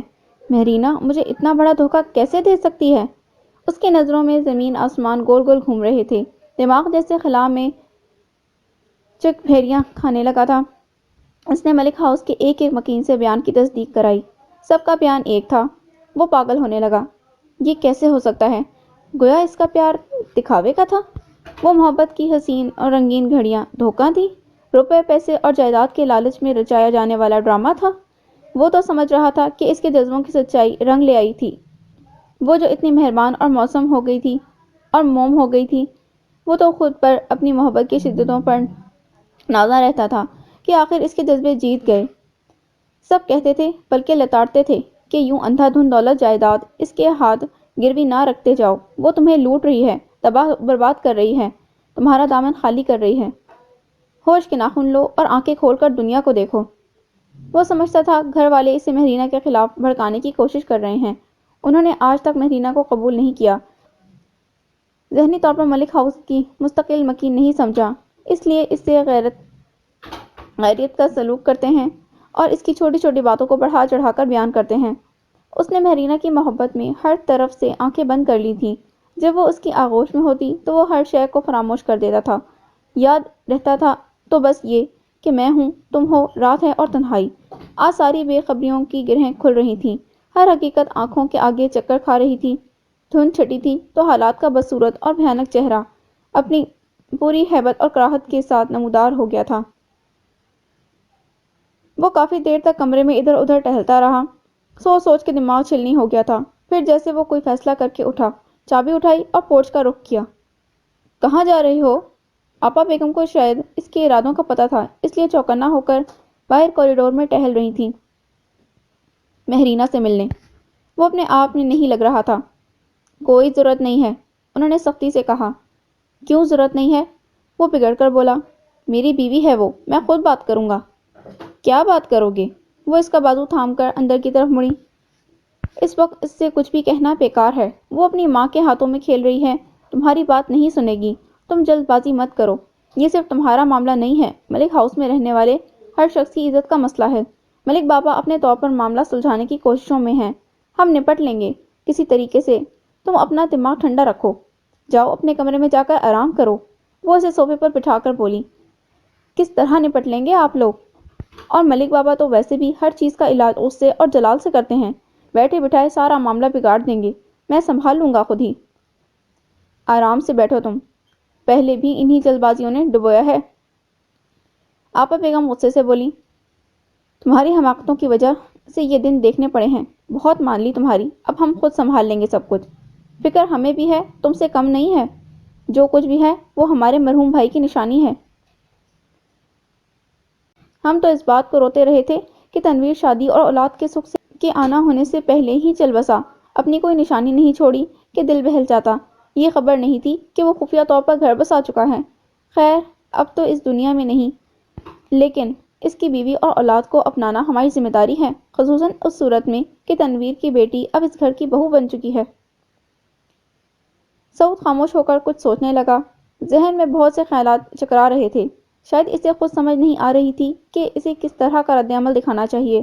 اشتعال، غصہ، بے بسی، بے وقوف بنائے جانے کی تکلیف، فریب کا شکار ہونے کی اذیت، کبھی دل چاہتا مہرینہ اور اس کی ماں کو جان سے مار دے کہ دھوکہ دہی کا یہی جواب ہونا چاہیے، کبھی جی چاہتا خود کو ختم کر لے، اب زندگی میں باقی رہ ہی کیا گیا تھا، کبھی مہرینہ کی محبت جاگ اٹھتی اور اسے اس کے پاس جا کر منا لانے کو بے قرار کرتی، اور کبھی وہ بالکل بے بس اور مایوس ہو کر خود کو حالات کے دھارے پر عجیب کشمکش تھی۔ آج بازار میں پا بجوں لا چلو، چشم نم جاں سوزیدہ کافی نہیں، تہمت عشق پوشیدہ کافی نہیں، آج بازار میں پا بجولا چلو، دست افشاں چلو، مست رقصاں چلو، خاک برسرے چلو، ہو بداماں چلو، راہ تکتا ہے شب شہر جانا چلو، حاکم شہر بھی مجمع عام بھی، تیرا الزام بھی سنگ و دشام بھی، صبح ناشاد بھی روز ناکام بھی، ان کا دم ساز اپنے سوا کون ہے، شہر جانا میں اب باصفا کون ہے، دشت قاتل کے شایاں رہا کون ہے، رخت دل باندھ لو دل فگارو چلو، پھر ہمیں قتل ہوں آئیں یارو چلو۔ سکندر کی شکایتی نظر بہت دور تک شہریال کے اندر سوراخ کرتی چلی گئی۔ رات سے صبح ہو گئی اور صبح شام میں بدل گئی، مگر اس کے دل کی بے چینی رفع ہونے کا نام ہی نہیں لے رہی تھی۔ رہ رہ کر اس احساس ندامت اسے کاٹتا تھا۔ وہ کون سی طاقت تھی جس نے مجھے سکندر کے مقابلے میں سائمہ کو سرخ رو کرنے پر آمادہ کر دیا؟ وہ بار بار خود سے سوال کرتی۔ جواب تو اس کے پاس تھا، مگر یہ جواب اس کی منصفانہ طرز فکر پر کاری ضرب تھی۔ وہ تو خاندانی وابستگیوں اور حسب نسب کے غرور کو نہیں مانتی تھی۔ وہ تو برابری، اخوت اور رواداری کی باتیں کرتی تھی، انسانیت اور باہمی یکسانیت کے نعرے لگاتی تھی، نسلی تفاخر اور غرور کو پسند نہیں کرتی تھی۔ پھر کیوں کس روم میں بیٹھ کر اس نے سکندر کا ساتھ نہیں دیا؟ وہ کھڑکی میں کھڑی عقبی صحن کے وسیع و عریض احاطے پر بچھی سبزے کی چادر اور چاروں کونوں پر لگے مختلف پیڑوں کی لائن پر بے خیالی میں نظریں جمائے ہوئے تھی۔ بہت دیر تک سوچتے رہنے کے بعد بالآخر اس نے کوئی لائے عمل ترتیب دے دیا۔ بشیرہ! اس نے باہر نکل کر بڑی سی اسٹیل کی پرات میں چاول چنتی ملازمہ کو آواز دی۔ بشیرہ 30-32 سالہ بیوہ عورت تھی۔ 3 بچے تھے۔ خاوند 4 سال پہلے مرا تھا۔ اس کے بعد سے وہ حویلی میں کام کر رہی تھی۔ صلح جو طبیعت کی کم گو سی عورت تھی، بلا کی محنتی اور پھرتیلی تھی، چپ چاپ کام میں لگی رہتی، دوسری نوکرانیوں کی طرح آپس میں ہنسی ٹھٹھوں اور باتیں بگاڑنے کی عادت نہ تھی۔ نہ اس نے کبھی ملکانیوں سے کوئی پرانا سوٹ، جوتا یا ہار بندے لینے کے لیے خوشامد کی۔ جتنا ملتا تھا صبر شکر کر کے مہتانہ وصول کر لیتی تھی۔ کام چوری اپنا کام دوسری ملازمہ پر ڈالنا یا لالچی فطرت کا مظاہرہ کرنا اس کے مزاج کا حصہ نہیں تھا۔ اس کی اچھی خوبیوں کی وجہ سے شہریال اس کے ساتھ خصوصی طور پر نرم برتاؤ رکھتی تھی اور کسی حد تک اس پر اعتماد بھی کر سکتی تھی۔ جی چھوٹی بیوی، اس نے آہستگی سے جواب دیا۔ یہ کام ختم کر کے میرے کمرے میں آؤ، شہریال نے دبی آواز میں کہا۔ تھوڑی دیر بعد بشیرہ دوپٹے سے ہاتھ پوچھتی مستعدی سے اس کے سامنے کھڑی تھی۔ دروازہ بند کر دو، بشیرہ نے حکم کی تعمیل کی۔ تم یہاں کتنے عرصے سے کام کر رہی ہو؟ وہ کمرے میں ٹہل رہی تھی۔ جی 4 سال ہو گئے ہیں، اس نے سر جھکا کر حسب عادت دھیمی آواز میں کہا۔ کیا تم جانتی ہو حویلی کے نیچے کوئی تہہ خانہ ہے؟ شہریال بہت غور سے اس کی شکل جانچ رہی تھی۔ جی؟ وہ پہلے حیران ہوئی، پھر گھبرا گئی۔ کیسا تہہ خانہ جی؟ جہاں خاص قسم کے قیدیوں کو رکھا جاتا ہے۔ وہ مسلسل بشیرہ کے چہرے پر نگاہ جمائے ہوئے تھی۔ وہ فوری جواب نہ دے سکی اور ہاتھوں کی انگلیاں آپس میں مسلنے لگی۔ دیکھو بشیرہ، میں تم پر بہت بھروسہ کرتی ہوں۔ تم ایک محنتی اور دیانتدار عورت ہو، باقی ملازماؤں سے قطعی مختلف ہو، اسی لیے میں نے اپنے کام کے لیے تمہارا انتخاب کیا ہے، کیونکہ مجھے یقین ہے صرف تم ہی رازداری نبھا سکتی ہو۔ مجھے تہہ خانے کا راستہ معلوم کرنا ہے۔ میں یہاں زیادہ آتی جاتی نہیں ہوں، اس لیے حویلی کے پوشیدہ مقامات اور معاملات سے کافی حد تک لا علم رہی ہوں۔ یہ بات بھی مجھے کل ہی پتہ چلی کہ یہاں کوئی تہہ خانہ ہے جہاں حویلی کے مجرموں کو سزائے عبرت دی جاتی ہے۔ وہاں تک پہنچنا بہت مشکل ہے بیوی جی، اس میں جان کا خطرہ ہے۔ وہاں ڈیوٹی دینے والوں کو حکم ہے کہ ایک پتا بھی کھڑکے تو بغیر سوچے سمجھے گولی چلا دو۔ جب ملک جی یا ان کے بندے وہاں جاتے ہیں تو وہ پہلے ایک مخصوص اشارہ کر دیتے ہیں، پھر آگے بڑھتے ہیں۔ اگر اشارہ نہ دیں تو کلاشن کوف والے ان پر بھی گولیاں برسا دیں۔ پر بی بی کا ادھر کیا کام ہے؟ ایک ظلم کر چکی ہوں، دوسرا ہوتے نہیں دیکھ سکتی، وگرنہ تاعمر میرا ضمیر مجھ پر تعزیانے برساتا رہے گا۔ وہ خود سے ہم کلام تھی۔ تم یہ بتاؤ، تم مجھے کس طرح وہاں پہنچا سکتی ہو؟ میں تمہیں اس کام کا منہ مانگا انعام دوں گی۔ مجھے انعام کی لالچ نہیں ہے چھوٹی بی بی، وہ لجاجت سے بولی، لیکن تہہ خانے تک پہنچنا بڑا خطرناک کام ہے۔ خطرناک کام بھی بہادر لوگ ہی کیا کرتے ہیں۔ تم بتاؤ، کیا تم مجھے وہاں تک پہنچا سکتی ہو؟ وہ جی، بشیرہ کچھ جھجکی۔ اس کے لیے مجھے جیرے سے بات کرنا ہوگی۔ پر آپ وہاں جائیں گی کس لیے؟ مجھے کسی قیدی کو آزاد کرانا ہے، اس نے مختصراً کہا۔ یہ جیرا کون ہے؟ انہی بندوں میں سے ایک ہے جو تہہ خانے پر پہرا دیتے ہیں۔ تمہاری اس سے کوئی جان پہچان ہے؟ بشیرہ کچھ گھبرا سی گئی۔ اصل میں بی بی جی، وہ بڑے عرصے سے مجھ سے بیاہ کرنے کے چکروں میں ہے۔ میں بال بچے دار عمر والی عورت ہوں، وہ کنوارا ہے، اسے اور بھی مل سکتی ہیں۔ پھر اولاد والی کو اپنی شادی بیاہ میں کیا دلچسپی؟ مگر وہ نہیں مانتا، ابھی تک آس لگائے پھرتا ہے۔ اسی نے مجھے تہہ خانے اور وہاں کے پہرے کے متعلق بتایا تھا۔ بہت خوب، شہریال نے پرسوچ انداز میں سر ہلایا۔ گویا تہہ خانے تک پہنچنے کا راستہ صاف ہو گیا ہے۔ بی بی جی، آپ سیانی ہیں، بہتر سمجھ سکتی ہوں گی، پھر بھی میں کہوں گی کہ اپنی جان خطرے میں نہ ڈالیں۔ بشیرہ نے التجائیہ کہا۔ کیا تم جانتی ہو میں تہہ خانے میں کیوں جانا چاہتی ہوں؟ شہریال نے اچانک بشیرہ کی طرف دیکھا۔ میں جانتی ہوں بی بی جی، اس نے ٹھنڈی سانس لی۔ آپ کا دل بہت اچھا اور نیک ہے، کسی غریب پر ظلم برداشت نہیں کرتا۔ آپ سکندر کی جان بچانا چاہتی ہیں، پر بی بی جی، آپ کے کرنے سے کچھ نہیں ہوگا۔ ملک جی اسے نہیں چھوڑیں گے، وہ تو معمولی باتوں پر الٹا لٹکا دیتے ہیں۔ کتنا بڑا گناہ ہے۔ تمہارا کیا خیال ہے سکندر کے جرم کے بارے میں؟ شہریال نے بغور اس کا چہرہ دیکھا۔ بی بی جی، زبان بند ہے مگر آنکھیں تو کھلی ہوتی ہیں نا؟ وہ عجیب سے انداز میں بولی۔ سائمہ بی بی کو سکندر کے پیچھے آتے اسے خواہ مخواہ روکتے اور بلاوے دیتے کئی بار ان گناہگار آنکھوں سے دیکھ چکی ہوں، مگر آپ کی طرح میں بھی اس کے حق میں گواہی نہیں دے سکتی، مجبور ہوں اپنی جگہ۔ تہہ خانے میں سکندر کے علاوہ بھی اور لوگ بند ہیں، نہ جانے کتنے بدنصیب قیدی ہوں گے اور کتنے مسلسل ظلم سہ کر مر چکے ہوں گے۔ وہ دکھ سے بولی۔ جتنے بندے قید ہیں، یہ چھوٹ کر آج عدالتوں میں پہنچ جائیں نا بی بی، تو آپ دیکھیے گا ملکوں کو قدم جمانے کے لیے زمین نہیں ملے گی، ایسا بھاگیں گے۔ تم ملکوں کی حویلی میں کھڑی ہو کر ایسی بات کر رہی ہو، کیا تمہیں خوف نہیں آتا؟ شہریال کو کریز ہوئی۔ میں جانتی ہوں آپ حویلی کے دوسرے لوگوں سے مختلف ہیں، آپ کسی اور طریقے کی بی بی ہیں، اسی لیے تو آپ سے اتنی باتیں کر گئی ہوں، ورنہ آپ دیکھتی رہتی ہیں میں کتنا کم بولتی ہوں۔ بہرحال اب جاؤ جیرے کے پاس اور اس سے ہماری بات طے کر کے کوئی راستہ بنانے کا کہو، مگر احتیاط سے۔ میں سمجھ گئی بی بی جی۔ وہ مستعدی سے کمرے سے نکل گئی۔ شہریال بے چینی سے سوچنے لگی۔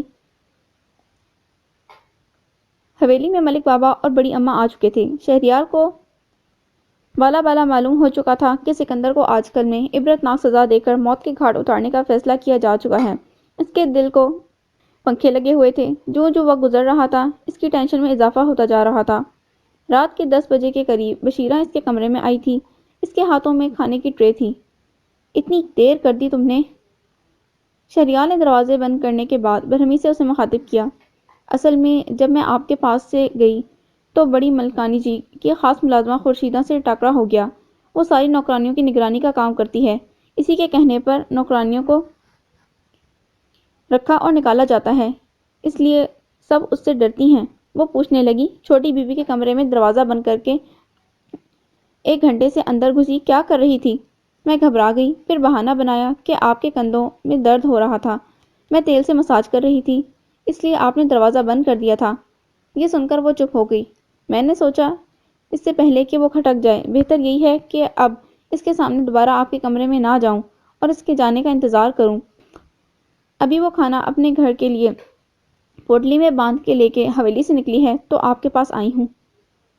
اچھا کیا۔ شہریال کو اس کی سمجھداری پسند آئی۔ یہ بتاؤ صورتحال کیا ہے؟ جیرا بتا رہا تھا 10 سے 11 کے درمیان پہرے دار رات کا کھانا کھانے کے لیے تہہ خانے سے کچھ فاصلے پر موجود بڑے کمرے میں جمع ہو جاتے ہیں۔